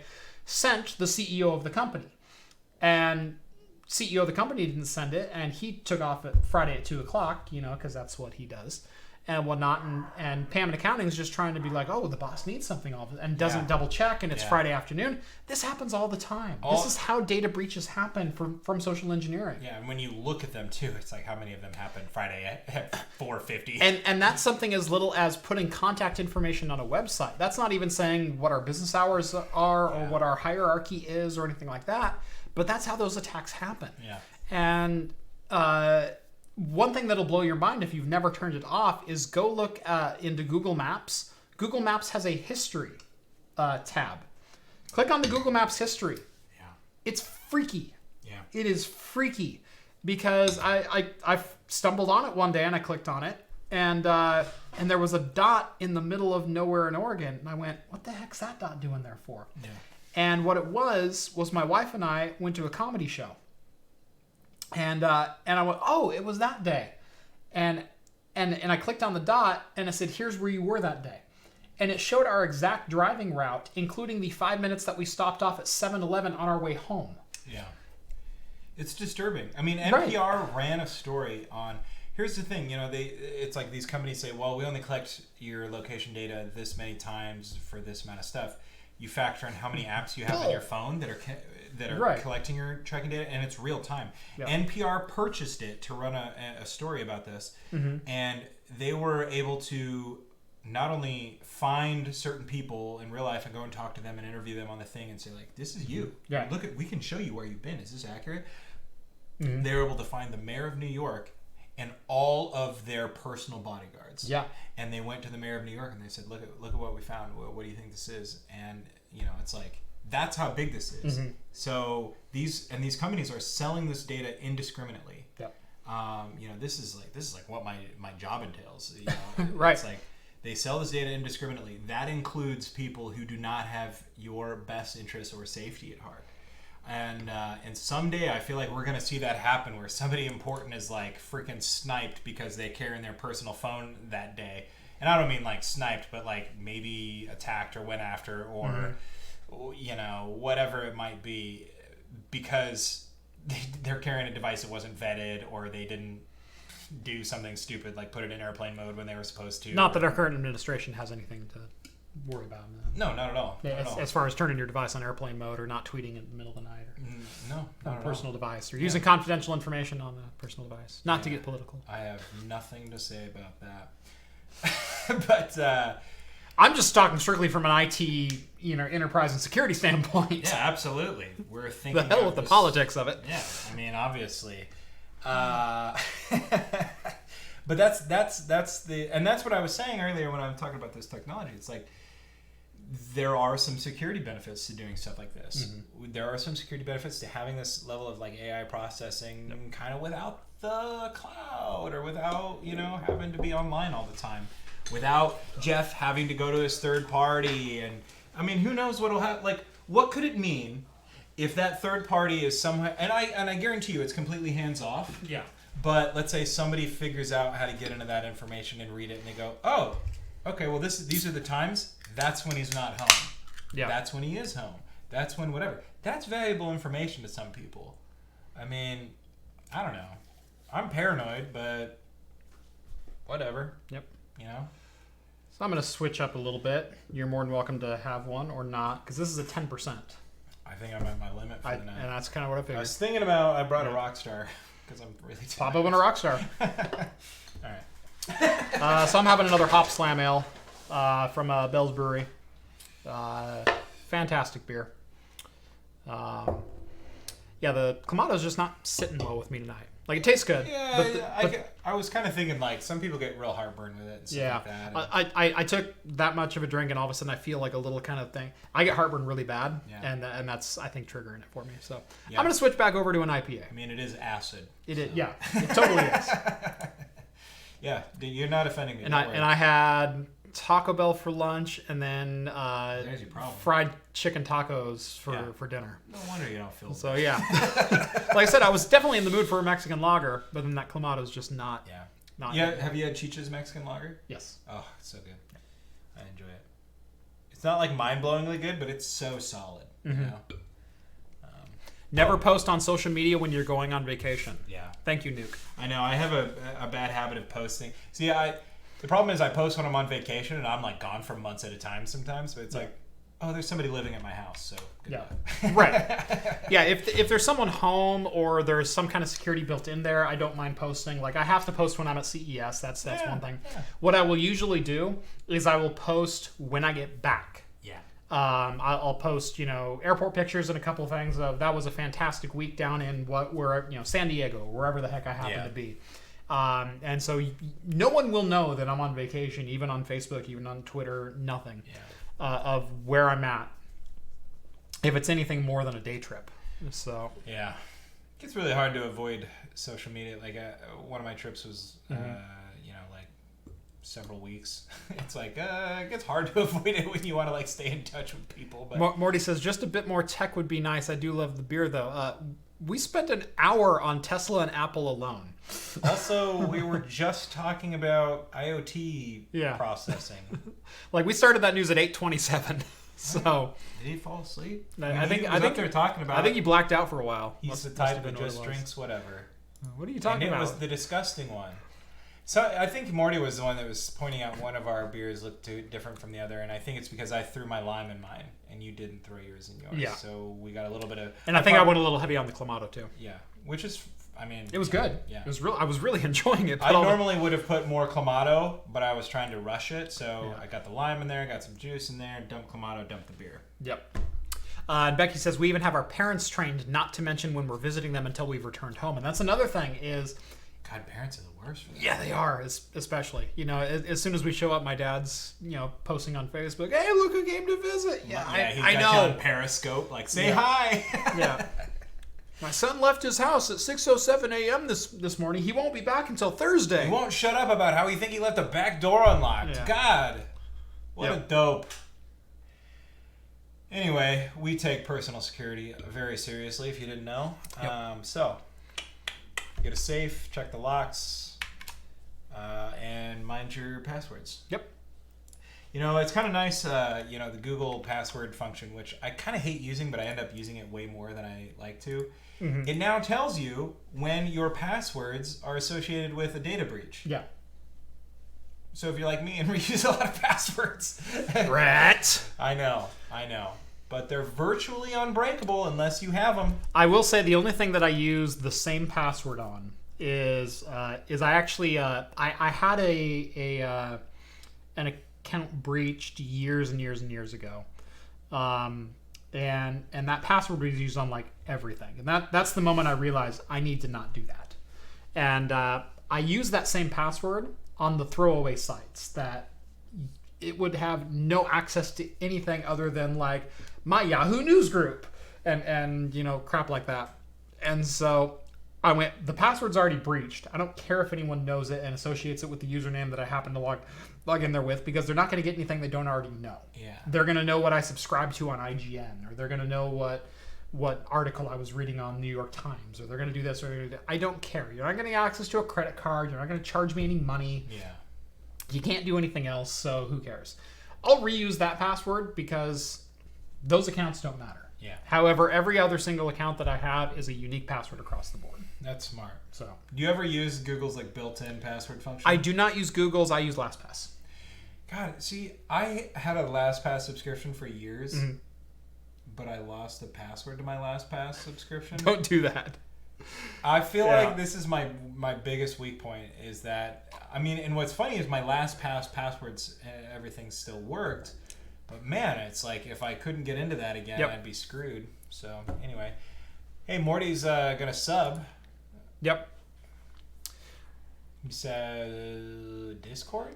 We do for $1 a month. $1 a month. Minimum donation of $1. You can donate more if you'd like, but minimum $1. And the reason I asked for $1 is I appreciate the tip, And the least I could do is give you access to the Discord, but I want you to have some sense of ownership of it, because we get better people in the Discord if they go, well, my money's kind of on the line, and it's up to me to participate then. Yeah. See, what's fun is I have my own Discord channel for a podcast that I do, and it's just open to whoever wants to come in. And yeah, we have an active group. I've met some really great friends in there. It has probably like 10 times more people than Craft Computing, but is about 10 times less active. Yeah. I love Craft Computing's Discord. It is worth $1. Yep. We have 150 patrons right now. I think there are probably close to 80 or 90 daily active participants in the Discord. Yeah. And it's growing every single month. So please join. This is my one shill for the night. Join the Discord. Get on the Patreon. Donate. Honestly, every dollar really does help out this channel. Hey, you pay long enough, he lets you come on the show like me. So that's right. You have to pay for your own ticket out here, but you know. Exactly. Anyone in the KeyPass club? I used to use KeyPass. I did synchronize the data set with Dropbox for a while, and I shared that on multiple computers. But I had a problem. I didn't want to. I wanted to associate multiple users with it, and I didn't find a really good way to do that. Whereas LastPass, I can have multiple users. So my wife has a LastPass account. I have a LastPass account. Our passwords are synchronized, and so she has her own directory. I have my own directory. We have 2 separate passwords to get in. Nice. And everything's kind of copacetic that way. So if something happens to the other one, I can get into her accounts. She can get into my accounts. It all works. Dope. So. Done like only an IT professional can do it. That's right. Maybe not. So this one was kind of interesting. Yeah. So the feds have pointed the fingers at Chinese officials following the Equifax breach of 2017. I believe we talked about the Equifax breach when it happened from a data security standpoint, because it was November 2017, I want to say. Yeah, and I think it even came up, we talked about it as the deadline to claim your damages. Right. To closed. Because I remember talking about it. Can you scroll up or down? Because I'm really creeped out by the girl who's sitting right next to your face on the... What? Oh my god. Yeah, here's the article. Yeah. I was trying to keep it on the headline, but like, what in the world? Oh god. Yeah, that's... Brett, there's a really creepy girl sitting right next to your face. What are you talking about? Oh god. Look at that. Anyway, yeah, I'll see you in it now. But anyway, so this is interesting because... I mean, I'm sure it's something that we all knew. It seems every day we uncover Russian interference, Chinese interference, China growing stronger on the world stage every day. I don't know. I mean, this goes to show you kind of where economies are headed. What'll come of this? Who knows? Because I don't think... Obviously, there's not going to be like, here you go. So the U.S. has charged 4 Chinese officials with the hack, and China has very obviously denied the hack. That was the most recent update as of this evening. Yeah, but 4 alleged Equifax hackers, I don't want to butcher their names. Wu Ziyong, Wang Qian, Zhu Qi, and Lu Li, I believe. You said all of those different than I would have. Yeah. I'm not going to try that. And that's the problem. So, four names that I can't pronounce, and I apologize for. We'll do this number. Oh, you already took me off. Whatever. So, I know I butchered those, and I apologize. But basically, they're the ones on the hook for nabbing, 50 million Social Security numbers and birth dates in the September 2017. Did you ever check if you were in the breach? I was not in the breach. God, I never checked if I was. Yeah. I screwed myself. Take my identity. Yep. Please don't. I was not in the breach. I was not in the FCC falsified comments, but I did have a dead relative who was. I did find one. Isn't that funny? The heavy-handed Obama administration, blah, blah, blah, blah, blah. He's been dead for 7 years. What the crap? Yeah. Comcast. Wait. Was Was that FCC? That was the FCC. That was the Ajit Pai trying to overturn net neutrality, and Yeah. we had 35 million people respond, and we found overwhelmingly that they wanted to overturn the Obama administration heavy-handed policies. My memory just isn't what it used to be, but I'm pretty sure they used my name in that. Yeah, And they I was might like, have. hello, go on my Twitter account, see how much I hate you.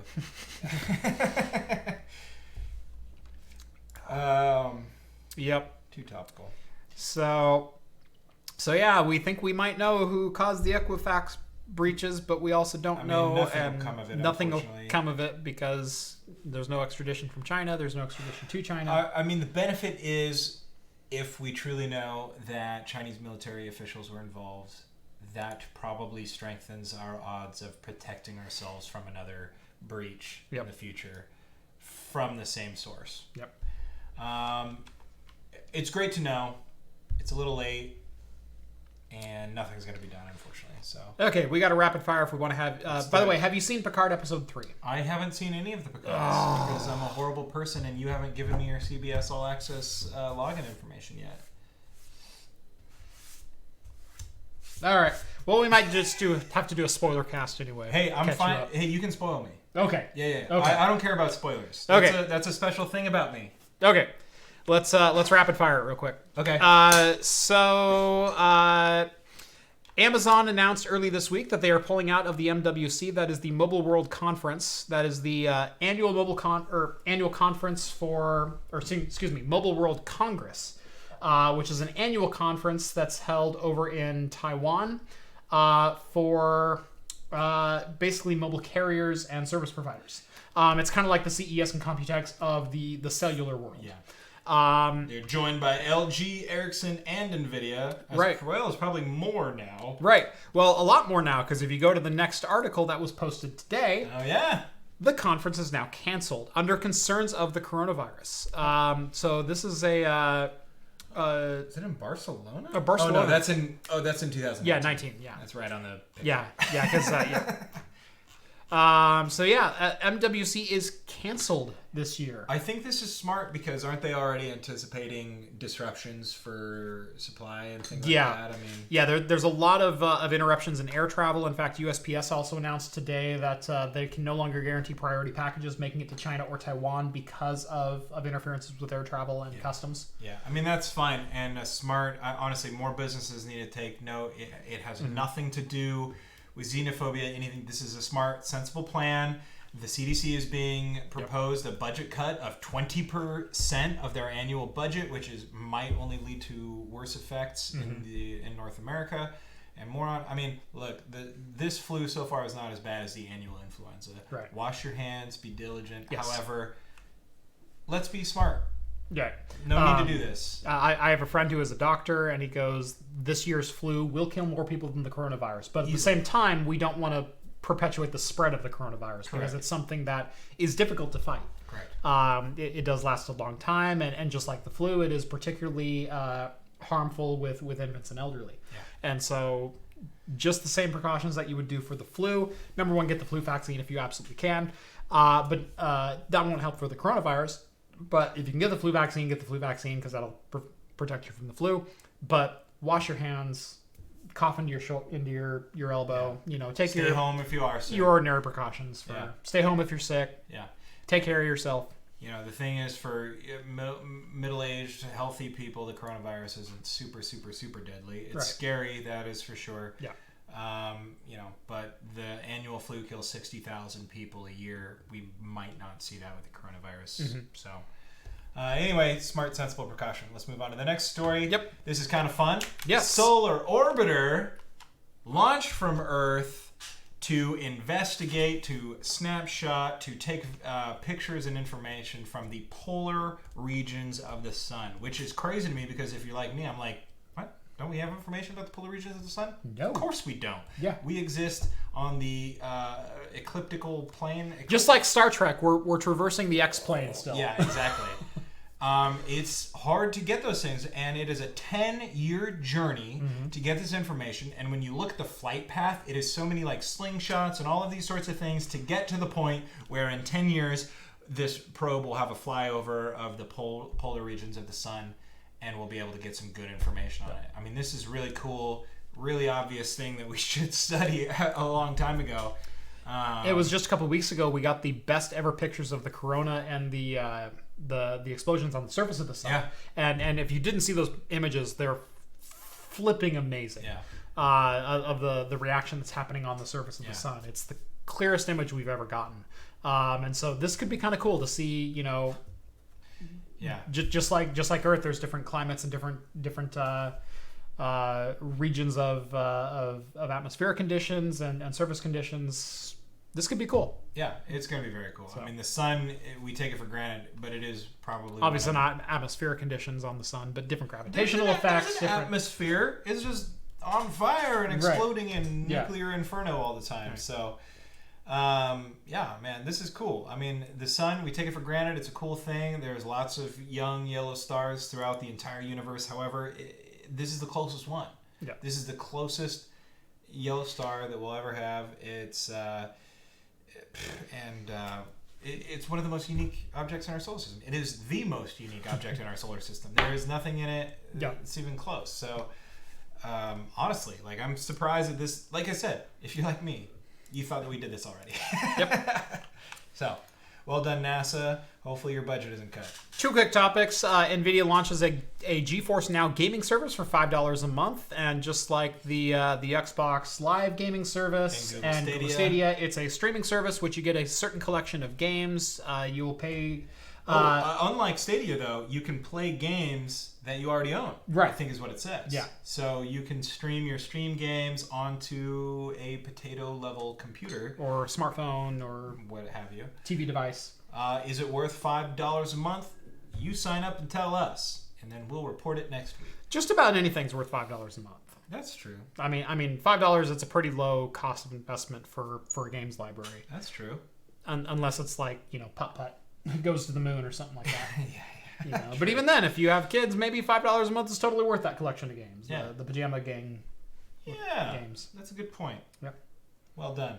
Well, here's to you, NVIDIA. Good luck. I'm always down to see competition amongst streaming services. This is about 10 years later than we all would have liked to see it, but it's happening nonetheless. Yep.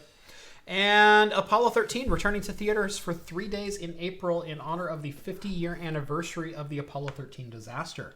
Or rather, Apollo 13 miracle. Yeah. Can you believe that was 50 years ago? 50 years ago, yeah. 50 years ago, and they're bringing back people from space like that. That is insane. Yeah. If you've ever wanted to see Apollo 13 in theaters, if you didn't get a chance to the first time around, I personally did, and it was freaking amazing, and I'm totally going to try to get into one of these. I never thought the movie was good until I was like an adult. It was a great movie. Ron Howard's a great director. He made another great one called Solo. Maybe you've heard of it. But Apollo 13 is an awesome movie. It is a testament to the human spirit and our spirit for exploration. Who doesn't like Tom Hanks, Kevin Bacon? Freaking the other guy. The other guy. Bill Paxton. Bill Paxton. Thank you. I was trying to think of his name. And Ed Harris. Oh, yeah, dude. Ed Harris is great and everything. Yeah. Including the new Top Gun. Now, moving on to Picard. Picard spoiler cast. We don't have any links. So I'm assuming you've seen the last couple episodes of At Least Talking Heads, so you're aware of the story that's going on? Sure, why not? Sure, why not? Spoil the hell out of me, dude. Okay. So, spoiler cast. So in this episode of Picard, we see a little bit of crew building. Obviously, episode 2 left off with Picard walking up to Raffi, his former first officer during the Romulan reclamation team. And Picard said, well, it's either you let me go on this or you are tender my resignation. And they accepted my resignation, and Raffi's been pissed at him ever since because Starfleet was all that was ever good to her. And we see, just in that little brief conversation, that maybe not everything has always been rosy in the Federation, because we always think of it as this utopia, as everyone has everything they need to survive and live and thrive. And that's how TNG paints it. Right, that's exactly how because TNG we're paints only it. on board the Enterprise. Right. Which of course it's going to and anytime we see Earth, it's always Starfleet headquarters or, just the best of society. Yeah, you get the Golden Gate Bridge in the background, good to go. Mm-hmm. There's a man who gardens and probably can pay all of his bills. Right. But what we find out in this is the universe is not as rosy as it appears, because he has to shuttle into Raffi's, and she's living in like a converted shuttlecraft kind of makeshift hydroponics lab kind of thing. She's smoking snakeweed through a pipe or through a vape, which I thought was hilarious. Fake Nash. Right. We get it, Rafi. But she basically tells Picard, "Get off my property. This is all I have." And and so we enter with her and Picard sitting down and talking, and she's slamming down Picard's wine that he grew on his vineyard, and with a twist off cap. Right. And she says, "You've gotten soft because you're sitting there in your vineyard and you're just far removed from the troubles of this world and whatnot." Meanwhile, Rafi's living out of like literally a van in the middle of the desert, and she's getting drunk and high every day to forget her troubles. And we didn't get any of that in the TNG universe. No. Nothing close to that. Right. And even in the DS9 universe, even when they showed Earth was a little bit more gritty. It was a little bit more day to day. Like I said, I really enjoyed the episodes with Sisko going back to see his dad, where his dad's just a chef in New Orleans making gumbo and whatnot. And so they had like controls on the walls, but they didn't have replicators. And, some of the scenes were just his dad sitting there washing a pot while they're sitting there talking. Yeah. And I thought that was great because it's like, yeah, these people still have things to do. Yeah. It's not like just, press a button and Rosie the robot comes out and cleans Well, up. and there's clearly like people who also want that. I'm not saying that Sisko's dad wants that, but like even Picard's brother kind of complained a lot about, oh, you and your replicators, you and this. Like there are people who want... Oh. Did YouTube Analytics screw up, or did I really have 578 concurrent viewers at one point in the stream? Right before we went into Picard talk. Right. Because everybody's saying like, oh, sorry guys, gotta move, gotta go. Yeah. They didn't screw up, dude. Yeah. Rhett breaks another record. That's right. That'd be amazing. Because I've done like 280 and 300 before. I think that's been my top. In fact, this is a pretty good stream because we've been well above 200 for a good part of the stream. Yeah. It's the Tesla news. Yeah. And that might have brought some people on board, so I'm glad they got to see that. But no, that's crazy if that was true. We're sitting about 180, 190 right now, so definitely not too bad. Anyway, so we see this a little bit more raw, a little bit more separation between the haves and the have-nots in the Star Trek universe. And like I said, even in DS9, which was a little bit more gritty, we really didn't get into that level of things. The closest we got was the introduction of the Maquis, with TNG seeing as some humans who live off-world maybe not have it as good because we signed off 5 of the colonies to the Cardassians and whatnot. We pissed off, that sect of the Maquis. But Earth was always this utopia, and we're seeing maybe it's not. Yeah, we always see people trying to pursue their best right. to build on the arts or the sciences or whatever. Mm-hmm. That's great. This is a great place to take it. Mm-hmm. We do see the introduction of Hugh. Hugh is one of the overseers on the Borg Reclamation Project, owned by the Romulans, but it's open to pretty much anyone who wants to come and explore and investigate and research Borg technology. They are also basically reclaiming these people and reintroducing them into society. They're taking the Borg components off of them, which has kind of become old hat at this point, and they're called the Unnamed because they're nameless, mindless drones who have been separated from the collective. With taking the technology off of them, they're kind of reintroducing them into average societal life and trying to give them something. Hugh takes an interest in Soji, saying, speaking to an unnamed in their native tongue. That's a good touch. That's fantastic. I expect more of that of you. Nice. That's awesome. Cool. But we also see that there have been some unnamed Romulan assimilants, I guess you can call them. So Romulans who were assimilated by the Borg, who they've basically lost all sense of themselves. They've basically gone crazy. It looks like they have schizophrenia because they have them all locked in this little room, and there's like 6 or 7 Romulans in there, and they're all just scatterbrained, like crazy cat lady. Sure. Gosh, I have like 2 or 3 different characters stuck in my head. There's the crazy frizzy-haired lady from Harry Potter. Like, they're all kind of like that level of eccentric. Sure. Watching Kate Mulgrew's character in Mr. Mercedes, I just want her as Janeway to show up in Star Trek Picard. That would be raw. There's coffee in that nebula. Yeah. I think a Janeway appearance would be very appropriate. That would be cool. I mean, we know we're going to get 7 of 9. I'd love to see a Kate Mulgrew sighting. Yeah, that'd be cool. Yeah. I just want to see Tom Paris hug his dad. That's all I want. Give him his moment, dang it. Like, he spent 7 years building up Tom Paris as like this redemption arc story, you know, the falling out with the Federation, the destruction of a ship, and so he's thrown into the brig, and now he's in prison essentially. And Janeway goes and says, I need a pilot, and you're the only one who knows this area. And so he gets this huge redemption arc. He goes through this dark time where he's demoted and then re-promoted on Voyager. Strangely enough, Harry Kim was never promoted on Voyager. And this whole time, it's like his dad doesn't want to talk to him, and then his dad finds out he's alive, and maybe there's a chance I can see him again. And hey, Dad, I'm married now, and I have a daughter, and everything else. And then you see Voyager flying into Earth, and it's fireworks and everything else, and then it's fade to black. It's like, Tom doesn't get to see his dad? Yeah. Yeah. Like, what the crap is that? Like, that was one of the biggest letdowns of that whole finale ever. Anyway, got off track. Yeah. So we see Picard basically negotiating with Captain Ramos, I want to say. Don't ask me. I'm slow with new names. I'm terrible with new names.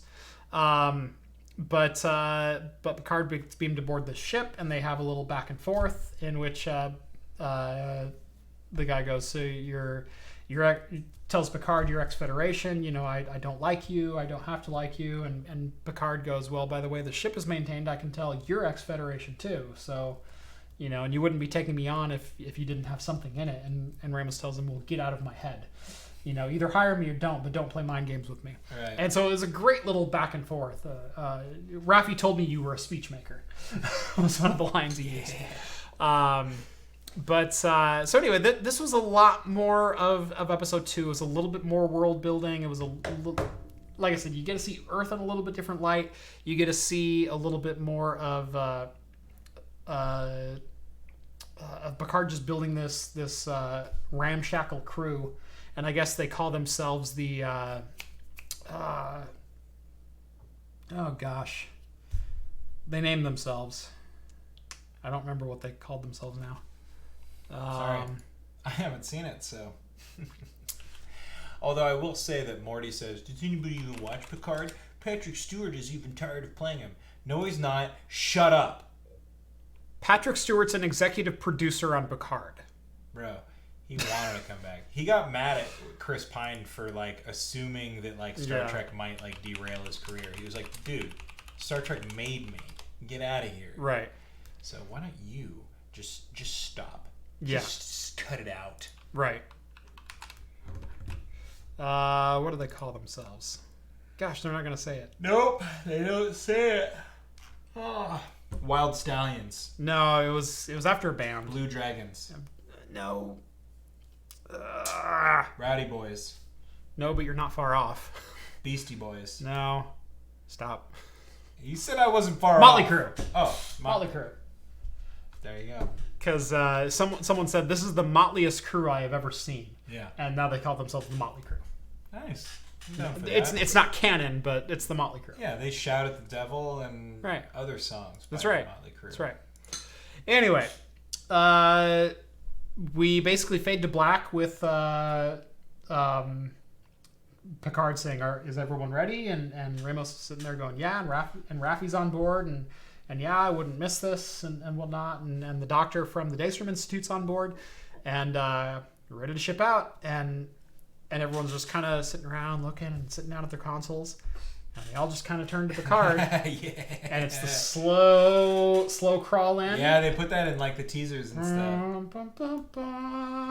Engage. And shoot to warp, and off we go. And that's where episode 3 left us. What a great way to end it. Right. So we've been waiting for him to say it. We finally made it to space. We're on board a spaceship. Picard said engage. All right. Episode 1 was amazing. Episode 1 was fantastic. It was everything I wanted to see in Picard. And even coming through to this, I'm loving the new cinematography style. I'm loving the very intimate way they're telling the story. It feels a little bit slow, but at the same time also a little bit rushed, because they're trying to tell 20 years of history in a couple of episodes, but the episodes also seem a little bit more drawn out in areas that I don't think they should be, and I'd like to see just a little bit more movement. Right. and it does feel still very episodic in like a Star Trek Voyager kind of sense, where some of the episodes had a lot of movement to them and others were very slow and methodical and drawn out and character building. I've had one action-packed episode with a lot of like nostalgia, heartstring kind of stuff in episode 1. Yeah. I've had 2 character building episodes now. I want to see something in episode 4. Yeah. I want to see this all start to come together. Sounds like you might. Into a cohesive universe. So, very excited. Most shows now have 23 executive producers. No, this one has 2. One of them is Eugene Roddenberry. The other is Patrick Stewart. I would also I was going to get super pedantic and be like, most shows have 23 or more producers? Like, most shows? Right. I don't think that's true, but... No, this has 2 executive producers, possibly 3. One of them is Eugene Roddenberry, the son of Gene Roddenberry. Yeah. The other is freaking Patrick Stewart. Yeah. So... I don't know. Maybe there is more. Maybe they can only credit 2 for union rules or some garbage, but... It does mean something. Sorry. Yeah. I hate to tell you that. Oh. Civil, you want an auction on what? Sorry, there's some Discord chat going on. He won an eBay auction. What'd you win? I want to know. What you won. Pay up. Because I got something on eBay, and holy crap, did I get the freaking jackpot. And I'll show you after the show. Yeah, so I bought a couple of parts for an upcoming project. And I bought some used parts, and these used parts are usually very heavily used. These are factory new. They're 6-ish years old, and they still have plastic peel on them, and they're freaking beautiful. Nice. And I didn't even get to see these parts when they were brand new because they were well outside of my price range that I had in 2014. But I absolutely wanted them. And to have 2 factory new examples here now, oh my god, they're freaking amazing. Nice. So I'm gonna do the plastic peel live on camera. Live? Oh, good for It's gonna be on camera. Oh, it's gonna be great. So I'm super excited. Somebody heard your eBay notification. That's why they're calling you. Oh yeah, okay. Yeah, I heard it too. Oh, okay. Yeah, my eBay. eBay. Like Zelda. No, this might have been a shipping notification. Oh no, it's a watch notification. Oh, it's a watch notification for something I was considering buying. I was wondering what that sound was. I didn't know that was like an eBay notification. No? No, it's a time running out, but it's a decent price. It's a buy it now. You guys super chat him. The problem is, if I buy this item, I have to buy a couple more expensive items to go with it. And I'm not keen to jump on that bandwagon. So I don't know. Let me think. I'm considering it. And the problem is, this thing is right at my wheelhouse, but at the same time, it's also not that far outside of another market that you can get equivalent parts for in better quality. So I'm good. Yeah. Nice. It's frustrating. I want to do it because I would put this up and it would get 80,000 or 100,000 or 150,000 views, but at the same time, it's nothing interesting. So do I want to keep on the track of doing interesting things, or do I just want to succumb to those views that I know my SEO would generate? Yeah. I'll consider it. I'll think about it. I'll think about it.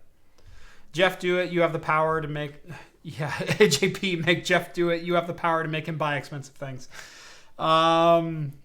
Yeah. Yeah. Dang, we hit 0 there earlier. No, that was a miss in analytics. We didn't have 0 viewers for 10 minutes. Doubt it. Yeah. Doubt it. Just kidding. Apparently y'all can hear my finger tapping. Sorry. Yeah. I forget that the mics are attached to the desk now. Yep, they're clamped to the desk now. I just don't have room for floor stands here. It's all right. We got to clamp them to the ceiling. That's what we got to do. Anyway, we got 10 minutes left. Does anyone have anything that I didn't get to today that you'd like to talk about? Open it up to Q&A. AMA. Anything you want to talk about?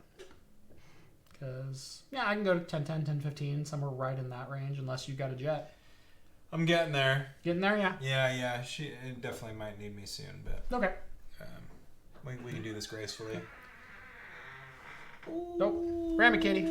Kitty. Come on in, buddy. Oh! That was Zeke too.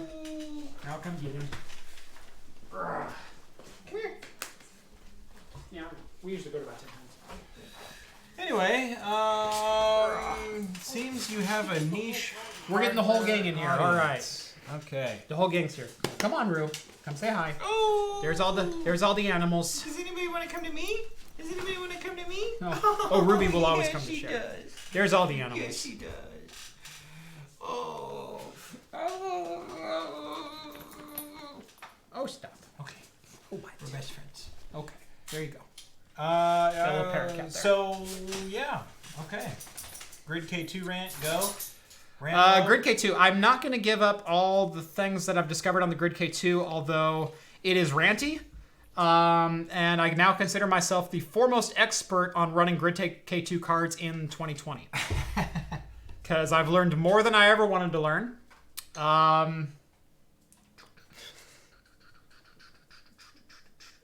So cute. He's literally sitting on my back. Yeah. And he's hiding. You can't even see him on camera. GPU options for an $800 VR rig. You definitely have some options down there. Honestly, something like, I would say even the RX 5500 would be a pretty good option to run a lot of things, especially if you have a first-gen VR card or a VR headset. So if you have an original HTC Vive or an original Oculus Rift or a Windows Mixed Reality, not including the Samsung Odyssey.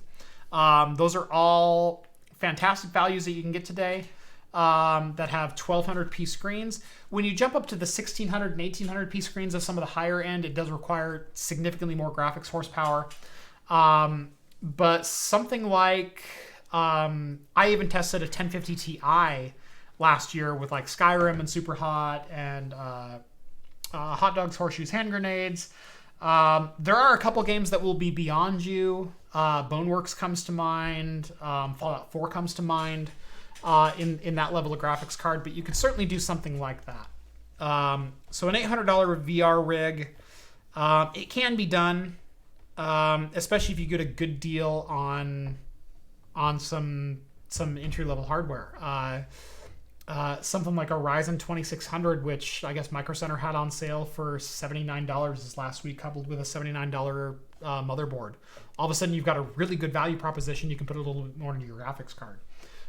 Going out and spending $200 on a CPU and whatnot, it's not totally worth it because VR is very much graphics dependent. So if you're building specifically a VR rig, shortchange your CPU a little bit more than you think you need to. Get a last gen Ryzen 6 core for $80 or $90, or get a 1600 AF for $85.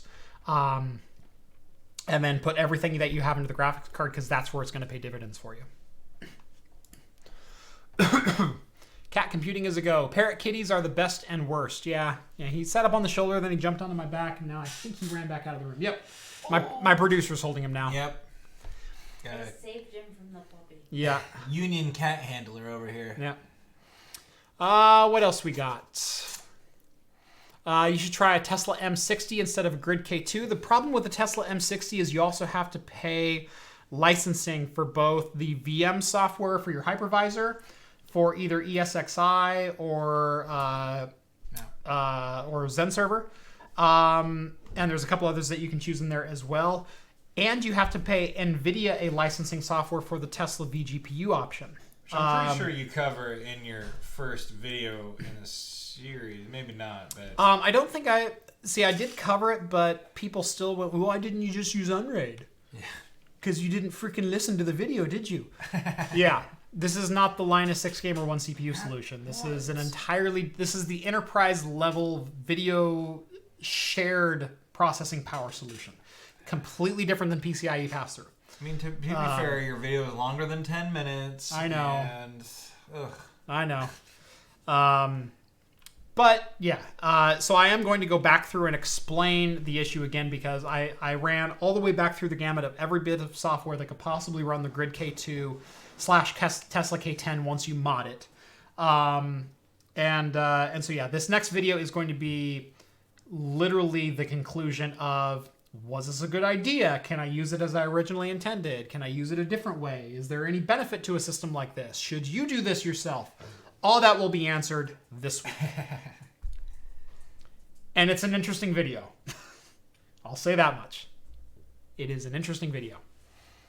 And you can get it early if you subscribe on Patreon. They should do a collab with who? With who? your mom. Where'd they say? Who said that? Are they talking about cat computing? Should do a collab? Cat computing, good old cat butthole.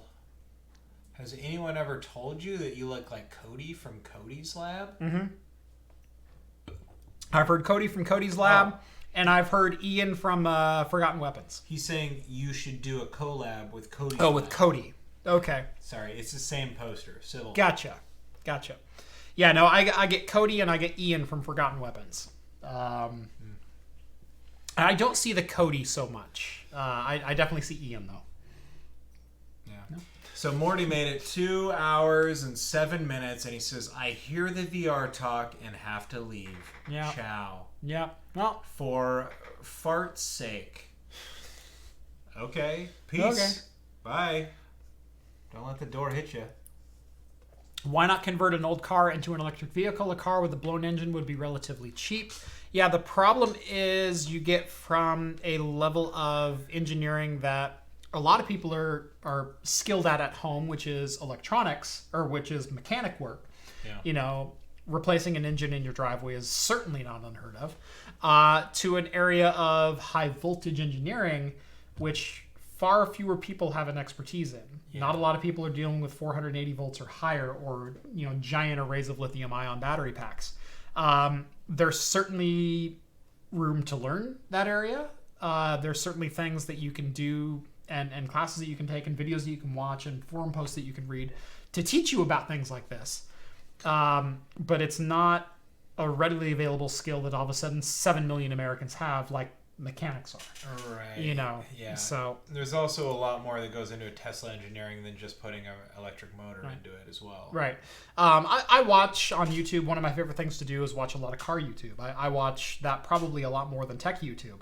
And seeing a lot of these electric conversions. The Rich Rebuilds did a video with a guy who converted a VW van into an electric vehicle in his driveway. And while it was half of it was like really, really well done and very thoughtfully engineered, the other half was sketch AF. Yeah. And that's what a lot of these home-built cars are. And the problem is with a home-built sketch AF gas-powered car, it's just going to break down, or the swing arm's going to come loose while you're driving and you're going to crash. With an electric car, if you do something sketch AF, it's going to blow up. It's a bomb and a fire waiting to happen. And so it's an early funeral. It's not quite as approachable as driveway mechanic would have you believe. That's my 2 cents. There's certainly people who disagree with me, and you're welcome to disagree with me, but it is not as approachable as gasoline engines. What is Marty going on about here? Jeff and Ian doing cocktail reviews. That could be fun. I would love to do some cocktail reviews with like cocktail chemistry, educated barfly, how to drink. I'd love to do some stuff with them as well. So if you guys like having in with them, I know I've talked to a couple of them online before, but graphene supercapacitors have come down in price, cheaper than lithium-ion batteries. Yeah, I don't think you're gonna get the same performance out of a graphene supercapacitor. Sorry, dude. Yeah. I mean, he points that out, but I get to say it on air and look awesome and smart. Yeah. Someone says, I'm an electrician and considered electrifying a blown car, but there's a lot more to it than people think. And I think that's where people get confused. Yeah, I think, makes sense. Yeah. Anyway. Yeah, we're at 10:11. That's going to do it for episode 119 of Talking Heads. Thank you guys so much for watching on this wonderful evening. I hope you have a wonderful night. We'll be back next Wednesday night at 8 p.m. Pacific time for the latest in beer and tech news. Please think about joining us then. Subscribe to Craft Computing if you haven't done so already. Check out Rhett's channel. You can check him out at Rhett is Awesome on Twitter. Also at Game Devs Quest for your other side hustle. Anything coming up Game Devs Quest wise? Nothing quite. We've slowed down significantly since the baby growing. Baby influx. But we do plan on coming back, and we do plan on coming back strong.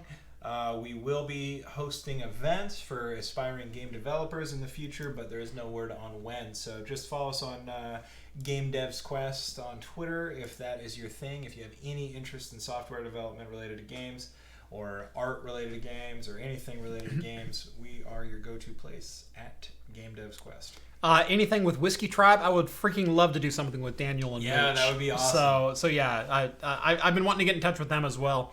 I do want to do like some kind of collab circuit sometime this year. So I might like jump on a plane, go to New York, go to Texas, go to California, and then back up. Something like that where I can like hit 2 or 3 people at the same time and make it worth it.